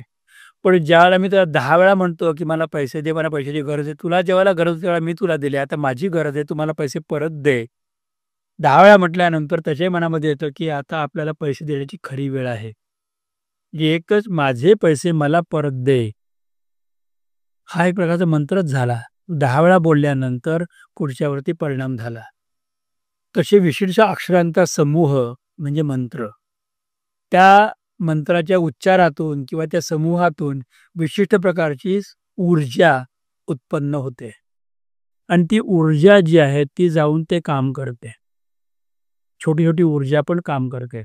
विज्ञानाने प्रयोग सिद्ध केलेला आहे. तो प्रयोग अति विचार घेण्याचा होता. एका व्यक्तीने, तरुण मुलाने, जिचं वय 20-22 वर्षाचं आहे पण विज्ञाननिष्ठ आहे, त्यांनी असा खरंच प्रयोग म्हणजे होतं काय बघण्यासाठी काय केलं, पाण्याचे 2 ग्लास घेतले आणि एका ग्लासला बाजूला घेऊन त्या ग्लासमध्ये पाण्याला बघितलं आणि त्याला अत्यंत प्रेमाने सांगितलं, तू मला खूप आवडतोस, तुझ्यावरती प्रेम करतो, आय लव्ह यू, तू माझं सर्वस्व आहेस, असं पाण्याला म्हटलं आणि ते पाण्याचा ग्लास ठेवला. थोडासा बाजूला गेला, दुसरा ग्लास घेतला आणि पाण्याला त्याने सांगितलं, आय हेट यू, मला तू अजिबात आवडत नाहीस, तुझ्यावरती माझा राग आहे, तू माझ्या जीवनामध्ये नको, आणि ठेवून दिलं. आणि नंतर त्यातले एक एक थेंब पाणी त्यांनी मायक्रोस्कोपमध्ये खाली बघायला सुरुवात केली. त्याला कळालं की ज्या पाण्यावरती प्रेम केलं होतं, मंत्र वापरले होते, शुद्ध वापरलं होतं, त्याचे सुंदर असे त्यांनी पाण्याच्या आतमध्ये पार्टिकल्स बघितले आणि ज्या पाण्याला रागवलं होतं ते पाणी दूषित झालेलं पण त्यांनी जाणून घेतलं. हीच गोष्ट मंत्राच्या माध्यमातून होती. तो विशिष्ट प्रकारचे मंत्रांचा उच्चार आपण केला की त्याप्रमाणे सकारात्मक बदल आपल्या आतमध्ये होतात आणि नकारात्मक मंत्रांचा, बाहेरच्या मंत्रांचा, काळ्या जादूचा मंत्रांचा जर अशा दोघांचं जर आपण उच्चारण केलं तर तशी नकारात्मक ऊर्जा, नकारात्मक भाव तुमच्यामध्ये निर्माण होतात की ते भाव भयंकर त्रास देतात.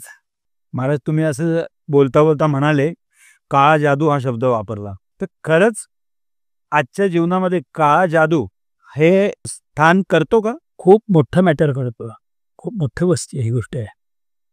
काळी जादू, दृष्ट लागणे, एखाद्याच्या बाबतीमध्ये उतरते कळा लागणे, हे सगळं कोणाच्या ना कोणाच्या विचारानेच घडत असतं.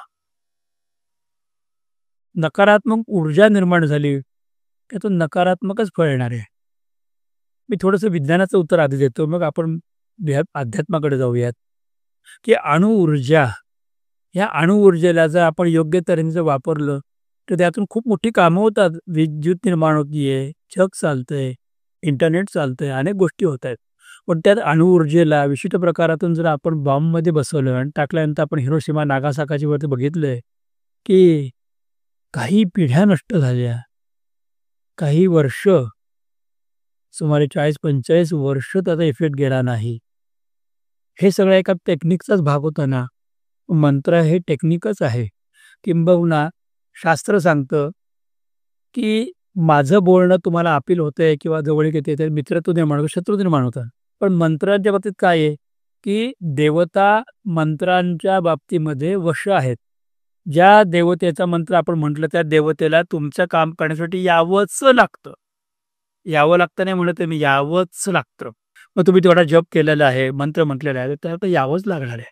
ते मंत्र एखाद्या स्वाधीन असतात आणि ते मंत्र दैवाधीनम, देवाला अधीन करतात आणि त्यामुळे त्या मंत्रांच्या उच्चाराने ती शक्ती, ती एनर्जी, तो भाग हा निर्माण होतोच. ते कितीही नाकारलं तरी विज्ञानालाही मान्य करावं लागलं अशी गोष्ट आहे. मग काळी जादू म्हणजे काय आहे? की ज्याच्यातून नाश करण्यासंबंधातून तू एखाद्याच्या अ, वाईट व्हावं या उद्देशाने केले गेलेल्या सगळ्या गोष्टी ह्या त्रासदायक आहेत. पण तरीही मी एक गोष्ट आपल्याला आवर्जून सांगेन, करणी करणं, एखाद्याला वशीकरण करणं, या गोष्टी जर इतक्या सिद्ध असतील, तर ते करणारी माणसं पण तेवढी ताकदीची असावी लागतात. नाहीतर एखादं विनोदाने नेहमी प्रवचनामध्ये सांगतो, अरे भारताने एवढी शस्त्रसामुग्री गोळा करण्याचं कारण तरी काय आहे? एखाद्या भारतातल्या बुवाला बसवा आणि त्याला सांगा, की आमचा शत्रू अमुक-अमुक देश आहे. त्या शत्रूचा जो कोणी मुख्य आहे, त्याला आत्ताच्या आत्ता हार्ट अटॅक यावा आणि तो ताबडतोब मरावा. आणि मग त्यांनी इथं बसून अमावस्या काय येत नाही का? दर महिन्याला अमावस्या येते. त्यांनी इथे बसून त्यांनी त्याची बाहुली करावी आणि तिकडे त्याला मारावं. जर असं असतं ना, तर आमच्या गोपाळकृष्णाने पण सांगितलं असतं, की "अर्जुना, जाऊ दे तू युद्ध करू नको, मी युद्ध करत नाही. आपण दोघं जरी हिमालयात जाऊन तप करूयात. कशाला युद्धाची कटकट करायची?" पण तस्मात युद्धस्य कौंतेय सांगणारा आणि कृताय दृढनिश्चय सांगणारा भगवान परमात्मा कर्मयोगाला महत्त्व देतो. नाहीतर योगेश्वर श्रीकृष्णाने बसल्या जागी वर्ण बटन दाबलं असतं तर कंस मेला असता. वर्ण बटन दाबलं असतं, दुर्योधनाला हार्ट अटॅक आला असता, पॅरालिसिस तर नक्की आला असता. पण असं केलं नाहीये. त्यांनी कर्मयोगाला किंवा परमतत्वाला महत्त्व दिले. त्यामुळे ब्लॅक मॅजिक वगैरे जरी असल्या, तरी त्यांना खूप मर्यादा आहेत. पण सद्विचारांना, सद्मंत्रांना, चांगल्या तत्वांना मर्यादा नाहीत. सृष्टीच्या अंतापर्यंत हे अखंड अबाधित राहणार आहे. म्हणून याची उपासना आपण केली पाहिजे.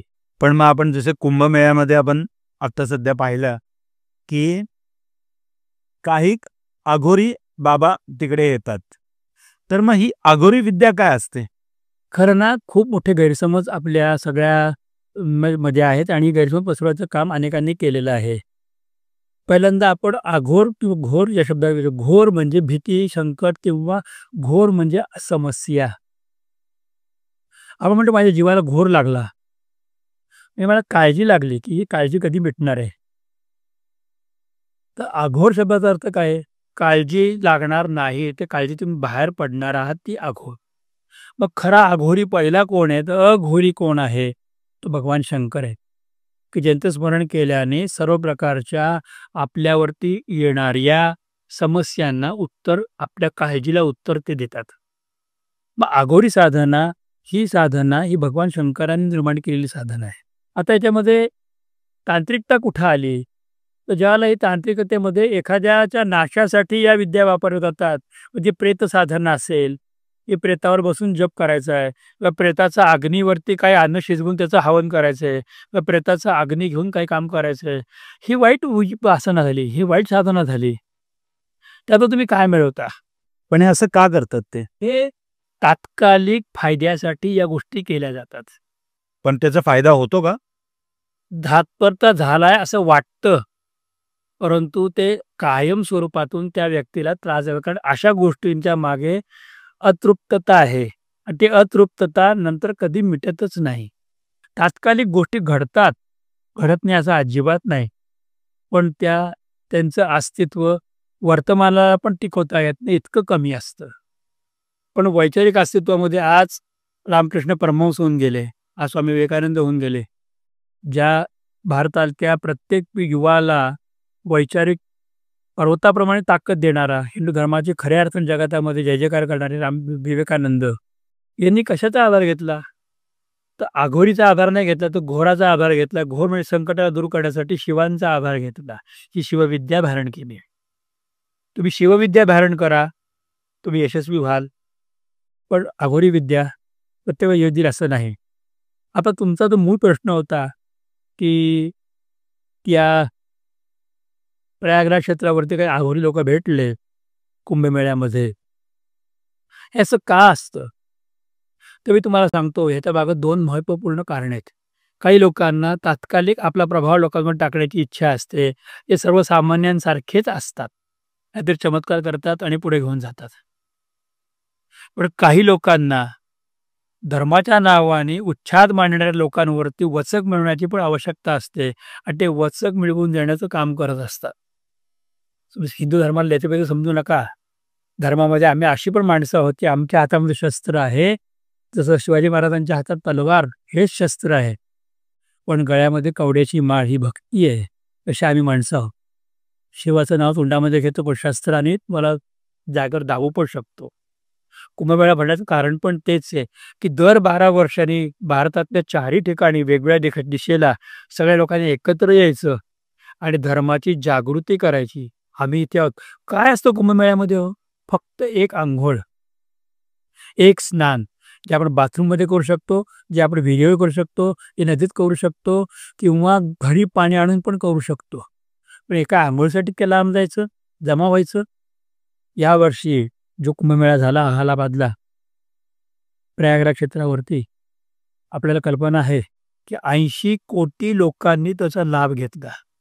भारताची एकूण लोकसंख्या किती? 140 कोटी.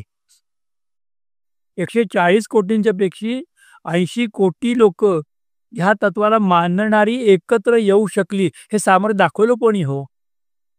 विचार करू शकतो. मी माझा एक अनुभव सांगतो कुंभमेळ्यातला. नाशिकला त्र्यंबकेश्वराला कुंभमेळा असतानाची गोष्ट आहे. नुकताच या परमार्थाच्या मार्गावरती वाटचाल करायला लागलो होतो आणि एका विशेष दिवस होता आणि मी त्र्यंबकेश्वराच्या मंदिरापासून जात असताना मला एक साधू दिसला.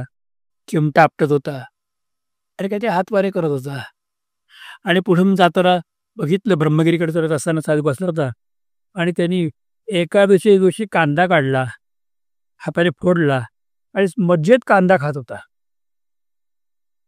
मी त्याला अगदी तरुण होतो, मला ते जरा वाईट वाटलं. मी त्यांना म्हटलं, बाबाजी एक बात पूछूं आपसे? बोल बेटा, क्या पूछना है? बोले, आज तो 11 है, आज तो हरिदिन है, आप तो हरि भगवान को, परमात्मा को प्रसारित करने के लिए ही आप प्रकट हुए हो, आप तो स्वयं सिद्ध महापुरुष हो, तो क्या मैं आपसे पूछ सकता हूँ कि जिसका निषेध शास्त्र ने किया है, वही प्याज आज आप खा रहे हो, आप जो प्रति कर रहे हो उसके पीछे कोई ना कोई तो निश्चित स्वरूप से विचार होगा, तो क्या आप उस विचार से मुझे अवगत करा दोगे?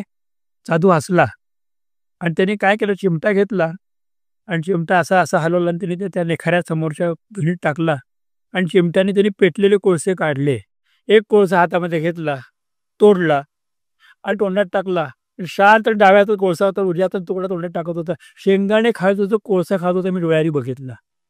बोले, बेटा ये तो चलेगा ना, आज 11 के दिन ये चल सकता है ना? मी त्यांना साष्टांग नमस्कार घातला. बेटा, कुछ खाने से कुछ विचार की धारा बदलती नहीं. जो अग्नि को पचा सकता है उसके सामने प्याज कुछ भी नहीं. और ये तुम्हें समझना जरूरी था, इसलिए मैंने ये कृति की तुम्हारे लिए थी. लोगों को यही दिखेगा कि मैं फल खा रहा हूं. आणि विचारांना बदलून टाकलं भारतीयांनी. माझ्या बरोबरच्या माणसाला दिसतंय की तो फळ खातोय आणि मला कांदा दिसतोय. म्हणजे मी पुढे जे काम करायचंय त्या कामाला माझी दिशा देण्यासाठीच त्या महात्म्याने केलेली कृती होती. महाराज हेच आहे की विचारांपेक्षा चमत्काराला जास्त मानतात. दुर्दैवानी गोष्ट सत्य आहे. चमत्काराशिवाय नमस्कार नाही वगैरे वगैरे गोष्टी सत्य आहेत. परंतु खरे साधू, खरे संत चमत्कारावरती भर देत नाहीत. त्यांना स्वतःचं महत्त्व वाढवायचं नसतं. त्यांना एकच करायचं असतं, वाढवाया सुख, भक्ती, भाव, धर्म, कुलाचार, नाम विठोबाचे. हे त्यांचं काम आहे. तुकाराम महाराजांनी, रामदास स्वामींनी कोणते चमत्कार केले नाहीत. संत कोणते चमत्कार करत नाहीत. ज्ञानेश्वर महाराजांनी रेड्यामुखी वेद बोलवले असतील किंवा रेड्याच्या पाठीवरती वळ उमटले स्वतः दाखवले असतील किंवा मांड्या भाजला असेल, हे आम्हाला चमत्कार वाटतात. पण त्यांच्या गोष्टींनी चमत्कार नव्हते. ही सहज कृती होती आणि सहज कृती आपणही करू शकतो. आजही आपल्याला दिसते की सहज वागणाऱ्या माणसांचं आजच्या राजकारणामध्ये सुद्धा काही लोकांचं महत्त्व लोकांना पटत नाही, पण ते सहज वागता वागता अनेक गोष्टी करतात त्या चमत्कारापेक्षा कमी नसतात. तर सहजता हा अध्यात्मातला पाया आहे. मग त्याच्यातून एखादी गोष्ट जर वेगळी वाटली तर चमत्कार. जी गोष्ट मला माहिती नाही ती गोष्ट माझ्यासमोर घडणे याला चमत्कार म्हणतात. पण ती गोष्ट करणाऱ्याला माहिती असते त्यामुळे त्याची ती सहज कृती असते. मग महाराज इतकं सगळं असताना आज युवा पिढीमध्ये ताणतणाव, डिप्रेशन हे खूप प्रमाणात वाढलं गेलेलं आहे. तर यावर तुमच्या मार्फत त्यांना काय उपाय सांगाल? खरं तर आजच्या सगळ्या चर्चेमध्ये आपण मला खूप जिव्हाळ्याचा किंवा हृदयातला प्रश्न विचारला आहे.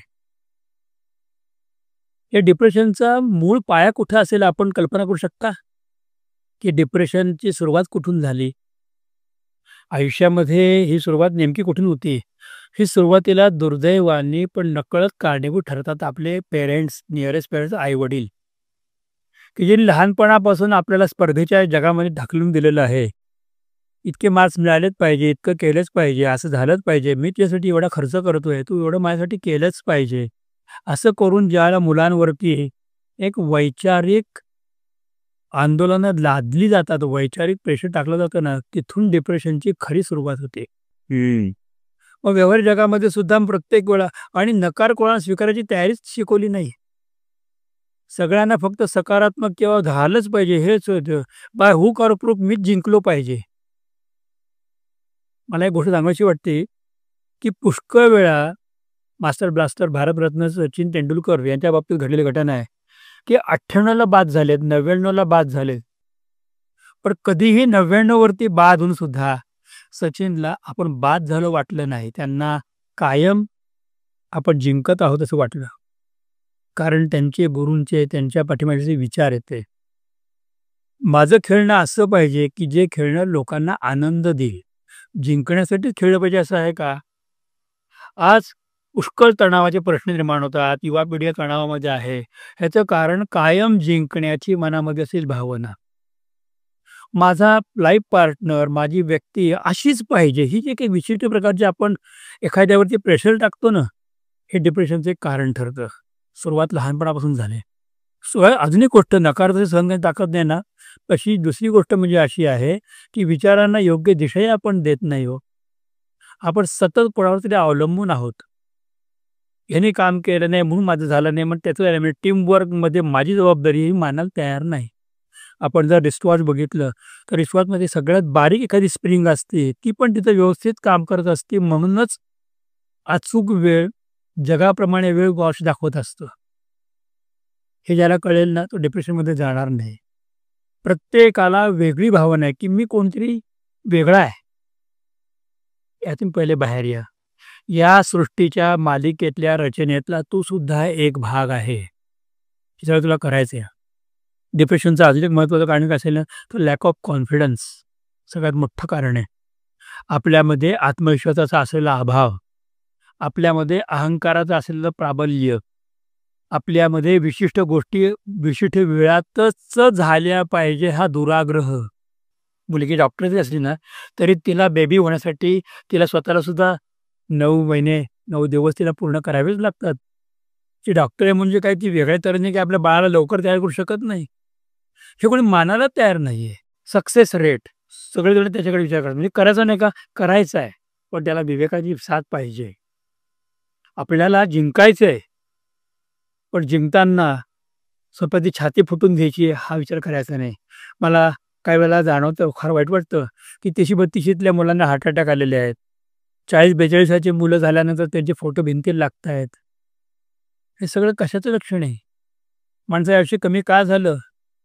आणि मग हे डिप्रेशन दूर करण्यासाठी वेगवेगळे दुसरे आश्रय घ्यायचे. कोणी मद्याचा आश्रय घेतो, कोणी वेगळ्या एखाद्या व्यसनाचा आश्रय घेतो, कोणी कशाचा आश्रय घेतो. अतिशय क्लेशकारक आहेत. माझ्या माहितीमध्ये एक तरुण मुलगा होता, अवघाच 23 वर्षाचा असताना तो माझ्या आयुष्यामध्ये आला. तेव्हा मी पण खूप लहान होतो. दिसायला खूप छान होता. त्यावेळेला तो बुलेट वापरायचा. आणि ही गोष्ट सांगते मला 1982 सालची वगैरे. आणि खूप छान. आणि गंमत गोष्ट अशी की त्यांनी त्याच्या 23व्या वर्षी लग्न केलं. त्याला पत्नी पण खूप छान मिळाली. भरपूर व्यायाम करायचा. त्यावेळेला तसे जिम्स कमी होत्या. पण खूप व्यायाम करायचा. खूप चांगल्या तऱ्हेने पुढे जायचा.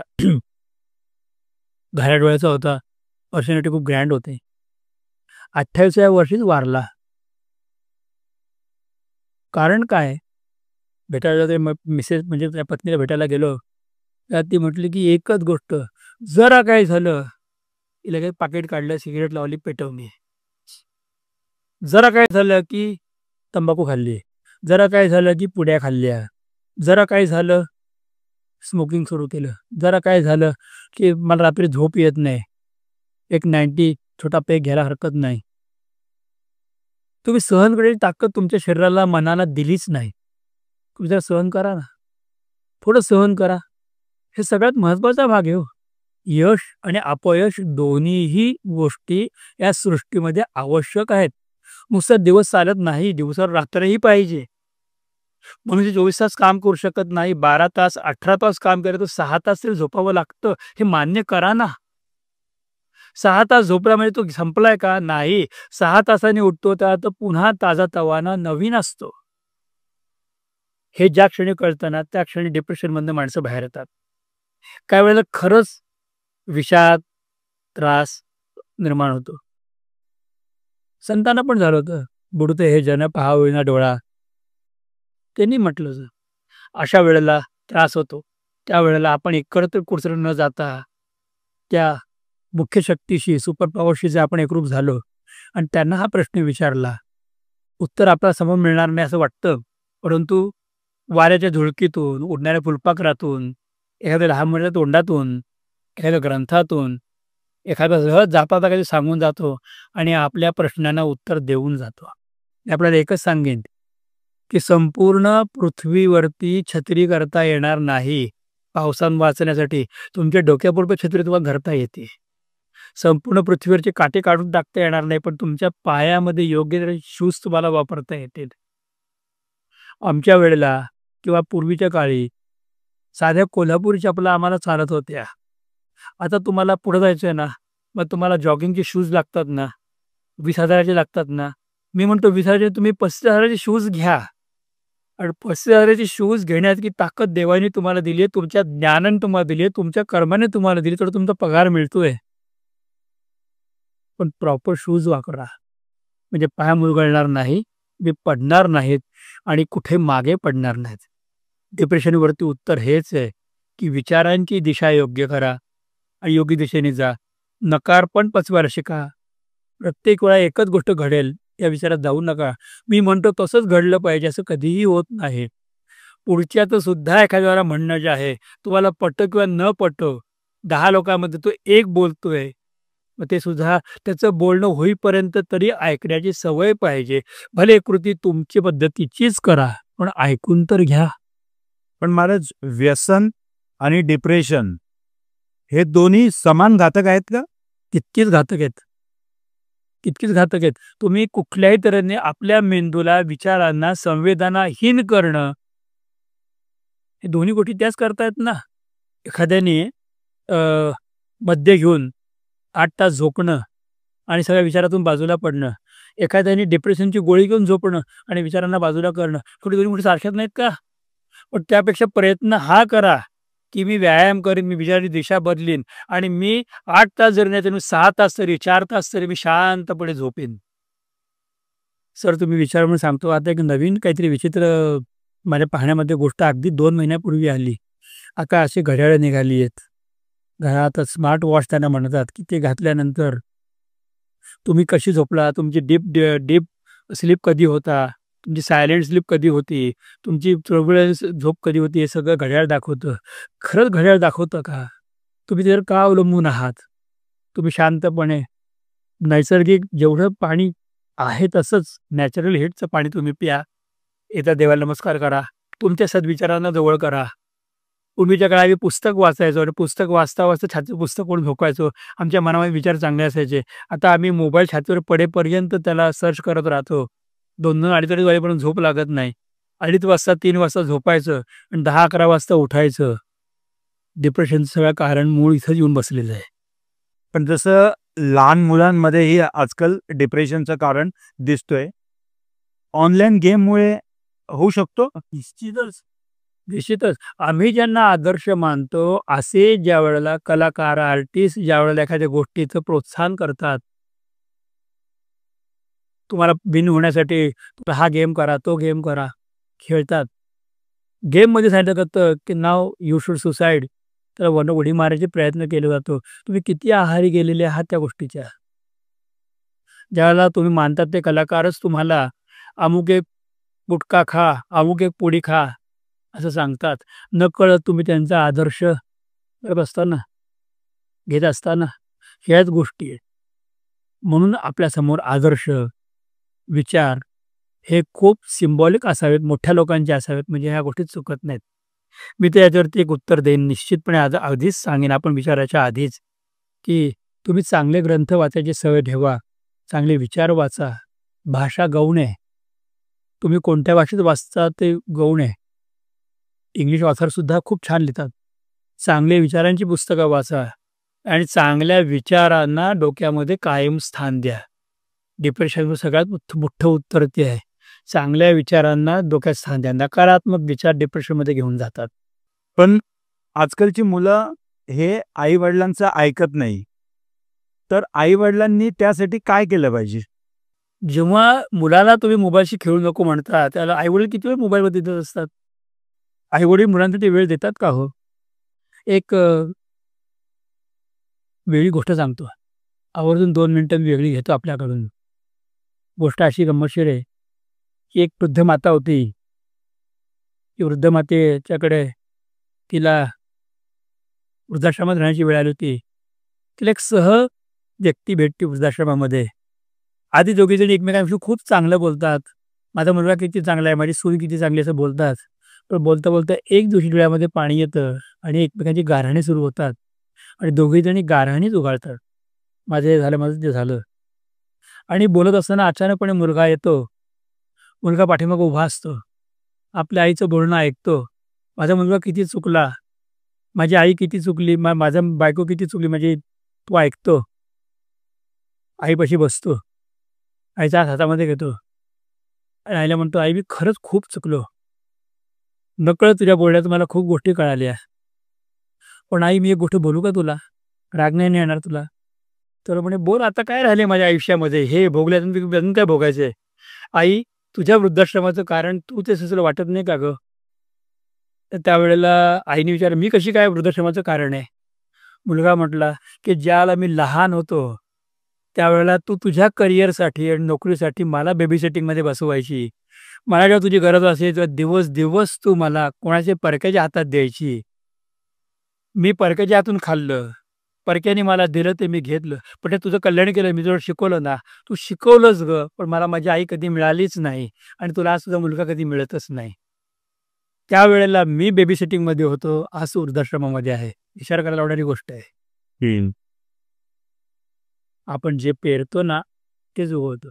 आई वडीलच ज्या वेळेला हातामधला मोबाईल सोडत नाही, आई वडील ज्यावेळेला हातामध्ये पुस्तकं घेत नाहीत, आई वडील ज्या वेळेला कोणाच्या मोठ्या माणसांना नमस्कार करत नाहीत, आई वडील ज्या वेळेला धार्मिक डे साजरे करत नाही, उत्सव सण साजरे करत नाही, आई वडील ज्यावेळेला नवीन कपडे हे विशिष्ट प्रसंगात वापरायचे स्वतः शिकवत नाहीत, मग मुलांकडून किंवा पुढच्या पिढीकडून वेगळी अपेक्षा तुम्ही कशी करता? एकच सांगेन, की चष्मा कोणालाही दाखवत नाही. तुमच्या डोळ्याच्या दृष्टीला दुरुस्त करण्याचं काम फक्त चष्मा करतो. पण ज्यांना खरंच लहान मूल आहे, पण कामाला जायलाही तितकंच गरजेचं आहे, तर अशा आई-वडिलांनी काय केलं पाहिजे? आई वडिलांनी जो वेळ मिळेल तो वेळ मुलांसाठी दिला पाहिजे, मोबाईलसाठी नाही. की मुलांना जवळ घ्या. पाश्चात्य संस्कृतीचं आचरण करत असताना मुलांना सेपरेट बेडरूम द्यायला पाहिजे, ही कन्सेप्ट आपल्या देशात कधीच नव्हती. ती नवीन लादू नका. मुलांना जवळ घ्या, तर मायेची ऊब द्या. पक्षीसुद्धा पिलांच्या पंखात जोर येईपर्यंत त्यांना दूर करत नाहीत. हे तुम्ही का विसरताय निसर्गाच्या गोष्टी? फूलसुद्धा परिपक्व होईपर्यंत झाड सोडत नाही. हे तुम्ही का विसरताय? फळ पूर्ण पिकल्याशिवाय झाड फळाचा त्याग करत नाही. हे तुम्ही का विसरताय? तुम्ही मुलांना वेळ द्या. तुम्ही मुलांच्या प्रश्नांना उत्तर द्या. मुलं जे विचारतील त्याला उत्तर तुम्ही मुलांचे द्या. तू जास्त बडबड करू नको, मला शांत बस म्हणून मुलांना दाबू नका. आणि सगळ्यात मोठी गोष्ट, की मुलांवरती अपेक्षांचं ओझं लादू नका. पुष्कळदा असं होतं, की मुलं मुलांच्या पद्धतीने खूप चांगली आहेत. त्यांना त्यांच्यातले त्यांचे गुण ओळखून त्यांना पुढे केलं पाहिजे. मी म्हणतो प्रत्येक 99% मार्क मिळणाऱ्या मुलाला सुद्धा वडील विचारतात, की 1% कुठं गेला? त्यापेक्षा मुलांना हे विचारलं पाहिजे, की तुला व्यवहारामध्ये अक्कल आहे का? व्यवहारात तू हुशार आहेस का? याला मी महत्त्व देतो. तुला मार्क भले 50% पडले असतील, पण 4 लोकांना तू बोलतो कसा? 4 लोकांच्या पुढे उभा राहतो कसा? हे विचार मांडतोस कसा? याला प्रेझेंटेशन म्हणतात ना. तुझं प्रेझेंटेशन स्वतःला कसं प्रेझेंट करतो? आणि सगळ्यात मोठी, प्रत्येक क्षणाला तू जगतोस कसा हे माझ्या दृष्टीने खूप महत्त्वाचं आहे. महाराज हे आई वडिलांसाठी झालं, पण जी मुलं ही गेमच्या आहारी गेलेली आहेत, खूप आई वडिलांशी उद्धटपणाने वागतात, त्यांना तुम्ही काय सांगाल? सगळ्याच गोष्टी पाश्चिमात्य अनुकरण करू नका. आता ती लोकांनी सुद्धा खूप बदल केलेला आहे. मोबाईलमध्ये तुम्हाला 2 GB डाटा मिळतोय, 2.5 GB डाटा रोजचा मिळतोय. डाटाचा उपयोग तुम्ही कसा करता त्याच्यावरती अवलंबून आहे. तुम्ही ज्ञानासाठी करा, तो मोबाईल तुमच्यासाठी गुरु होईल. नको त्या गोष्टीसाठी कराल, तो मोबाईल तुमच्यासाठी हानिकारक होईल. मी एवढंच सांगेन, की विज्ञान तुमच्या हातामध्ये आहे. ज्ञान प्राप्त करण्याचा प्रयत्न करा. मी चुकणार नाहीत.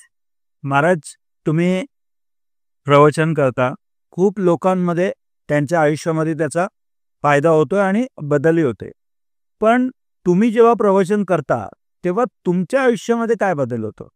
एक छोटीशी गोष्ट आधी सांगतो, मग सांगतो. एक विधवा स्त्री संतश्रेष्ठ एकनाथ महाराजांच्याकडे आपल्या मुलाला घेऊन आली. एकुलता एक मुलगा, 3.5-4 वर्षाचा मुलगा होता आणि तो मुलगा गुळ खूप खातो. ते नाथांकडे तक्रार केली. म्हणते मी गरीब बाई आहे, मी एवढं गुळ आणू कुठून? तो म्हणे नाथ महाराज मला असं कळलं की तुमच्याकडे रोज अन्नदान होतं, म्हणजे तुमच्याकडे भरपूर संपत्ती आहे, तर माझ्या मुलाला तुम्ही सांभाळाल का? त्याला गुळ खायला द्याल का? नाथ म्हटले हे माते तुझं बाळ माझ्याकडे ठेवून जा, मी त्याच्याकडे बघीन. पण ती जाता बाई म्हटली मुलाला गुळ द्या बरं का, त्याला गुळ आवडतो, माझा एकुलता एक मुलगा आहे, तुम्ही त्याला मोठं करा. सांगून ती बाई निघून गेली. नाथ महाराजांनी त्याला आधी गुळ दिला, पण गुळ खाऊ नको त्यांनी त्रास सांगितलं नाही. आणि 1 महिना गेल्यानंतर नाथाने मुलाला सांगितलं की बाळा एवढं गुळ खाणं चांगलं नाही, तू गुळ कमी कर, खाऊ नको असे तू कमी कर. मुलांनी बोबड्या बोलामध्ये महाराजांना विचारलं की मला ही गोष्ट आधी का नाही सांगितली, 1 महिन्याने का सांगितली? तर नाथ महाराज म्हटले की मी 1 महिना स्वतः गुळ खाणं बंद केलं. मी स्वतः आधी ते माझ्यामध्ये आत्मसात केलं आणि मग मी तुम्हाला सांगितलं. प्रवचन पण असंच आहे. मला एक सांगू, एखाद्या नेत्याचं बोलणं लोक कधी मनावर घेत नाहीत. एखादा वक्ता बोलतो ना, त्याच्याकडे फक्त टाळ्या देण्यासाठी बघतात. छान बोलले, काय पंच होते, काय बोलला. पण ज्याला आम्ही बोलतो ना प्रवचनामध्ये, त्या लोक जीवाचा कान करून ऐकतात आणि त्याचं आचरण करतात. कारण का? कारण ते आधी आम्ही जगलेलो आहोत आणि ते लोकांना नंतर सांगत आहोत. हा फार मोठा फरक आहे. आधी आपण स्वतः जगा, अनुभव घ्या. मी देवाचा अनुभव घेतलाय. मी तुम्हाला सांगतो, जसं मगाशी आपल्याला बोललो मी, की शब्दज्ञान गुरु कधी करू नाहीये. याला आत्मज्ञान प्राप्त तोच गुरु करावा. शब्दांनी बोलणारी माणसं खूप आहेत, पण ज्यांनी खऱ्या अर्थाने आत्मानुभव सोखाळलेल्या वाटा त्याच्या माथा जटा असो नसो, तो कुबारायांचा सांगणे. या आत्मानुभव घेतलाय त्याच्या मस्त जटा असल्या नसल्या तरी काही फरक पडत नाही. परस्त्रीची ठाई जो का नपुसक, परस्त्रीची ठाई जो का नपुसक त्याच्या अंगी राख असो नसो. ही गोष्ट कधी विसरता कामा नये. अंगाला राख लावली म्हणजेच तो वैराग्यवान झाला असं नाही, तर परस्त्रीची ठाई जो का नपुसक त्याच्या अंगी राख असो नसो. नक्कीच नेते हे वक्तृत्वाचं ज्ञान देतात आणि गुरु हे कर्तृत्वाचं ज्ञान देतात. अगदी बरोबर आहे. आजच्या पिढीला देव, गुरु हे सुरुवातीपासून आत्मसात केलं पाहिजे की एका विशिष्ट वयात आल्यानंतर केलं पाहिजे? शास्त्र तर सांगतं की बाळ गर्भामध्ये आल्याबरोबर मातेने त्याप्रमाणे आचरण करायला सुरुवात करावी. गर्भातले संस्कार सगळ्यात पहिले संस्कार, महत्त्वाचे संस्कार आहे. एका विशिष्ट संस्कारांचं बीजारोपण गर्भामध्येच होतं. म्हणजे जमिनीमध्ये बी असतानाच त्याचं बीजारोपण होतं. खत तेव्हाच घातलं पाहिजे, तेव्हा ते बीज व्यवस्थित वरील, किंबहुना ते बीज जमिनीमध्ये खोलवर पुरलं पाहिजे, म्हणजे मग ते उगवतं. वरच्यावर असेल तर कुठे कावळे चिमणी खाऊन जातील. जन्माला आल्यानंतर बाळ बोलायला लागल्यानंतर त्याला विठ्ठल विठ्ठल शिकवतात, टाळ्या वाजवून शिकवतात. त्याच्यासमोर जर आई वडिलांनी जर मनात श्लोक म्हटले तर मुलाला न म्हणायला सांगताना सुद्धा त्याचे पाठ होतात. कारण जे घेतलं ते स्वीकारलेलं असतं. असं स्वीकारलेलं नंतर भविष्य काळात मोठा झाल्यानंतर त्याला अर्थ कळतो आणि अर्थ कळल्यानंतर तो स्वतःहून म्हणायला लागतो. हे संस्कार आहेत. महाराज असं म्हणतात का प्रपंचाकडनं परमात्माकडे जावं, पण आजची पिढी परमात्माकडे जायला तर निघालेली आहे, पण प्रपंच कुठेतरी मागे सोडलं जातं. तर त्याबद्दल तुम्ही काय सांगाल त्यांना? सगळ्यात मोठी गोष्ट अशी की ज्ञानाचा अभाव हे दुःखाचं कारण आहे. प्रपंच आणि परमार्थ हे दोन वेगवेगळ्या गोष्टी आहेत. हे मानलं तरच मोठी चूक होणार आहे. किंबहुना समर्थ रामदास स्वामींचं पहिलं वाक्य आहे की प्रपंच करावा नेटका. स्वामींनी आम्हाला सांगितलं, विचाराची दिशा दिली. मला एक सांगा, कायम पती पत्नी हा विचार डोक्यात राहू शकतो का? तो पती पत्नी नात्यामध्ये राहत असताना सुद्धा तो नाती सांभाळतोच ना. ही माझी आई आहे, ही माझी बहीण आहे, माझे कर्तव्य ही आहेत, हा माझ्याकडे आलेला पाहुणा आहे, त्याचं कर्तव्य हे आहे, हे माझे वडील आहेत, यांच्यावर वागताना माझं कर्तव्य हे आहेत, हे माझे मित्र आहेत. मित्र आल्यानंतर प्रसंगी पत्नीला पुत्रांना बाजूला करून त्यांच्याबरोबर बसणे, फिरायला जाणे, बोलणे, हे सगळे प्रपंचातील भाग आलेत ना. मग सगळे जसे सांभाळावे लागतात. म्हणजे पती पत्नी नातं काय की क्षणापुरतं आहे, पण बाकी पुष्कळ क्षणासाठी ती पत्नी त्याची आई पण आहे, त्याची बहीण पण आहे, सखी पण आहे, मैत्रीण पण आहे, विचारधन धन पण आहे. हीच गोष्ट ज्याला जमली ना तो परमार्थ योग्य करू शकतो. नाहीतर तुम्ही संसार सोडून सगळं सोडून संन्यासी व्हायचं आणि मग नंतर जाहिरात सुरू करायची, आम्ही गायी पाळतो, आम्हाला तुम्ही पैसे द्या, आम्ही वृद्ध लोकांना सांभाळतो, आम्हाला तुम्ही दक्षिणा द्या, आम्हाला आमच्याकडे पावत्या पाडा, आम्ही लोकांना सांभाळतो आणि मग आमची मोठी गोशाळा आहे. असं करत करत पैसा गोळा करायचा. मग आम्ही अन्नदान करतो, आम्हाला तुम्ही धन द्या. मग अन्नदानासाठी आम्हाला महिन्याला 1 कोटी, आम्हाला 10 लाख रुपये लागतात. मग तुम्ही तुमचा स्वतःचा खैरीचा वाटा उचला. आम्ही खैरीचा वाटा उचलून लोकांना सांगतोय. मग त्याच्या प्रपंचात राहा ना दादा. महिन्याला 1000 रुपयाचाच किराणा आणावा लागेल. मग घरामध्ये 1000-2000चा किराणा आणणं काय आणि आश्रम चालवताना 10-10 लाखाचा किराणा आणणं काय, फरक काय आहे? विचार करा. घरामध्ये मुलांशी नीट बोलायचं नाही आणि शिष्यांच्या मागे मागे फिरायचं. आजकाल काय झालंय की माझा हा शिष्य आहे, त्या शिष्याच्या मोठ्या नावावरून गुरुची ओळख होती. मध्यंतरी एका गुरुदेवांनी एक मोठा नट, एक क्रिकेटियर, मोठा क्रिकेट खेळणारा, खूप सदरी पिढीतला असलेला क्रिकेटियर माझा शिष्य आहे, न बोलता जाहिरात केली. हे गुरुचं मोठेपण आहे?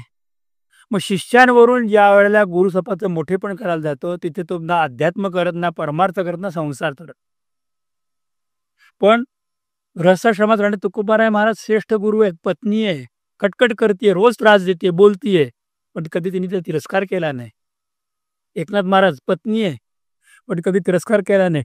तिने सुद्धा अन्नपूर्ण लोकांना जेवायला घालावं.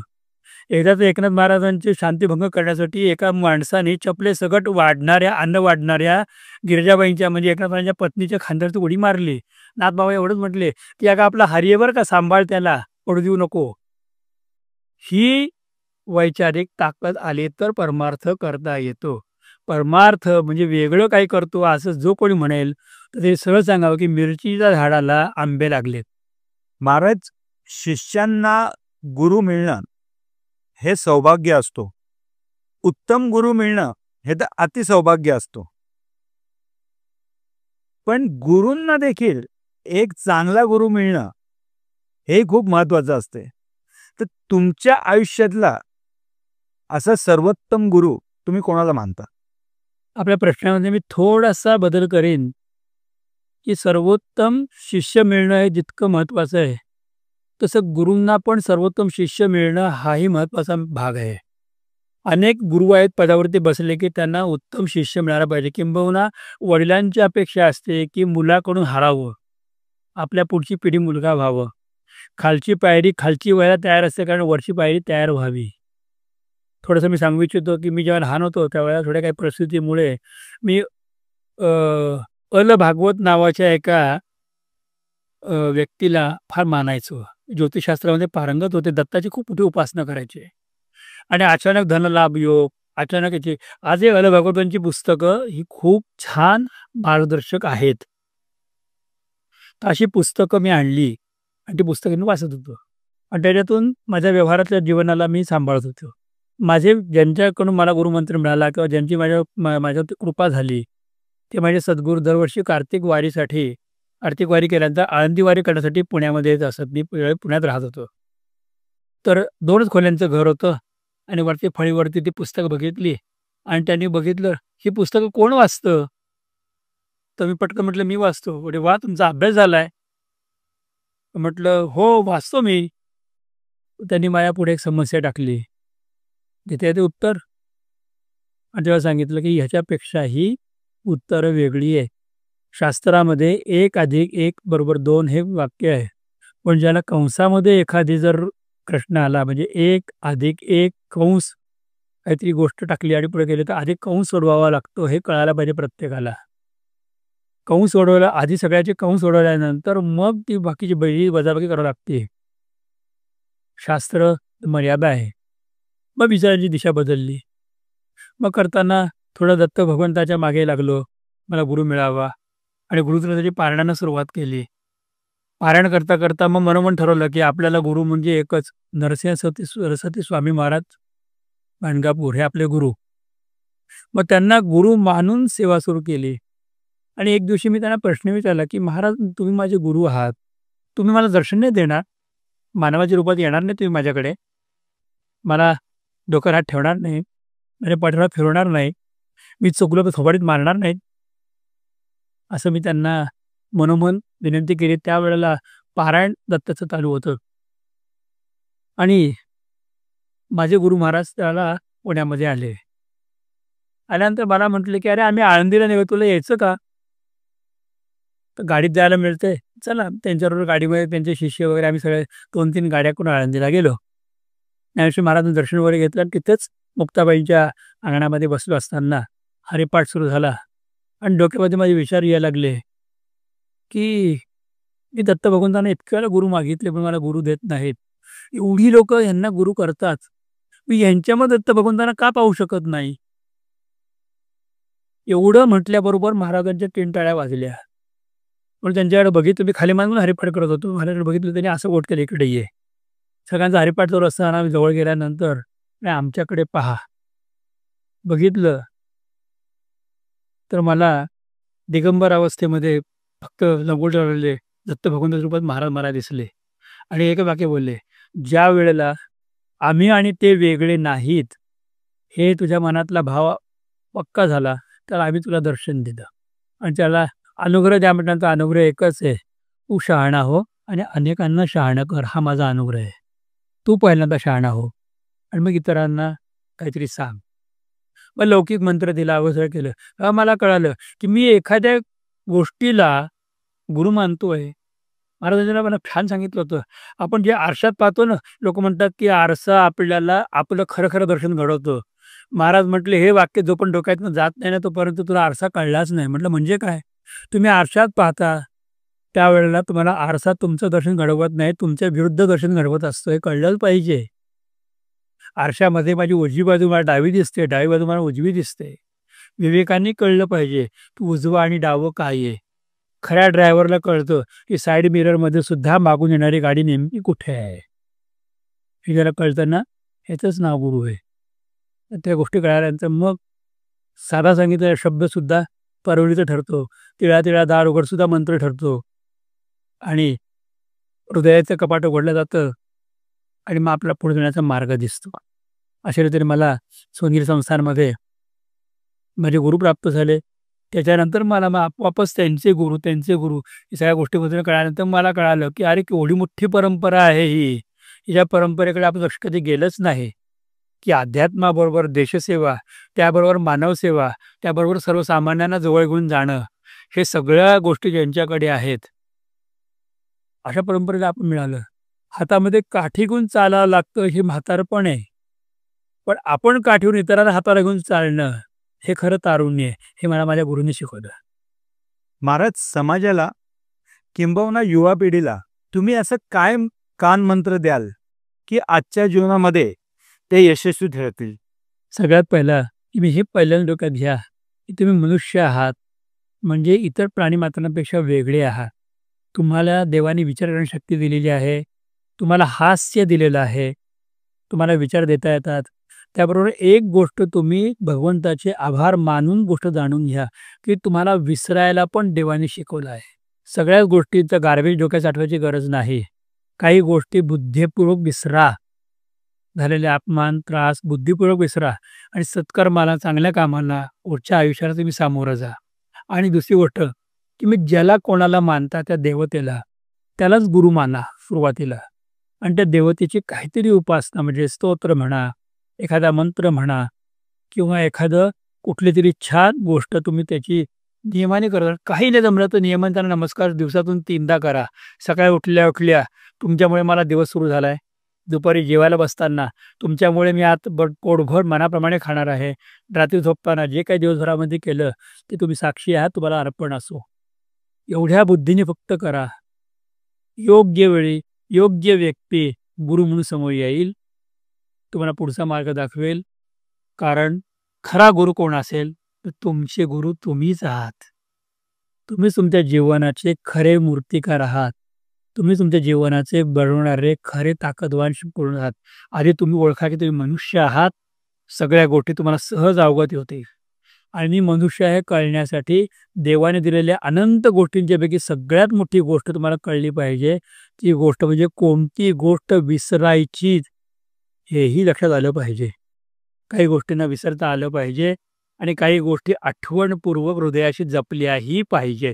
काय जपायचं आणि काय विसरायचं ज्याला कळेल तो युवक निश्चितच विवेकानंदांच्या मार्गावर चालणारा असेल.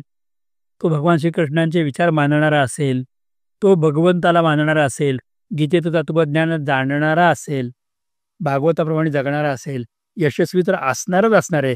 किंबहुना तो जगातले एक खांब असेल. जगातल्या अनेकांना आधार देणारा असेल. महाराज तुम्ही इथं आलात. आमच्या विनंतीला मान देऊन तुम्ही इथं आलात. आमच्या प्रखर प्रश्नांची बेधडक उत्तरं दिल्याबद्दल व आमच्या आजच्या शोचे लिजेंड्स बनल्याबद्दल AK मीडिया हाऊसतर्फे आपले मनपूर्वक आभार. खूप खूप धन्यवाद आपल्याला सुद्धा की आपण मला एक वेगळी संधी दिलीत. विचारधन वाटण्यासाठी तुम्ही मला प्रवृत्त केलंत. तुमचे प्रश्न कसे कुठलेच तीव्र मला वाटले नाहीत. कारण जर उत्तर मला माहिती नसतं तर तीव्र झाले असते. परंतु सहज जे संतांना सांगणे, सहज बोलणे हितोपदेश आणि माझ्या गुरूंच्या त्या कृपेच्या छायेमुळे सांगण्याचा प्रयत्न मी नक्कीच केला. यातलं माझं कर्तृत्व काही नाही. जे काही आहे ते विचारधन संतांचं आहे आणि माझ्या योगेश्वर श्रीकृष्णांचं आहे. त्यांच्या चरणी माझी सर्व सेवा अर्पण असो. तुम्हाला मनपूर्वक धन्यवाद. मनपूर्वक धन्यवाद. जय श्री कृष्ण. जय श्री कृष्ण.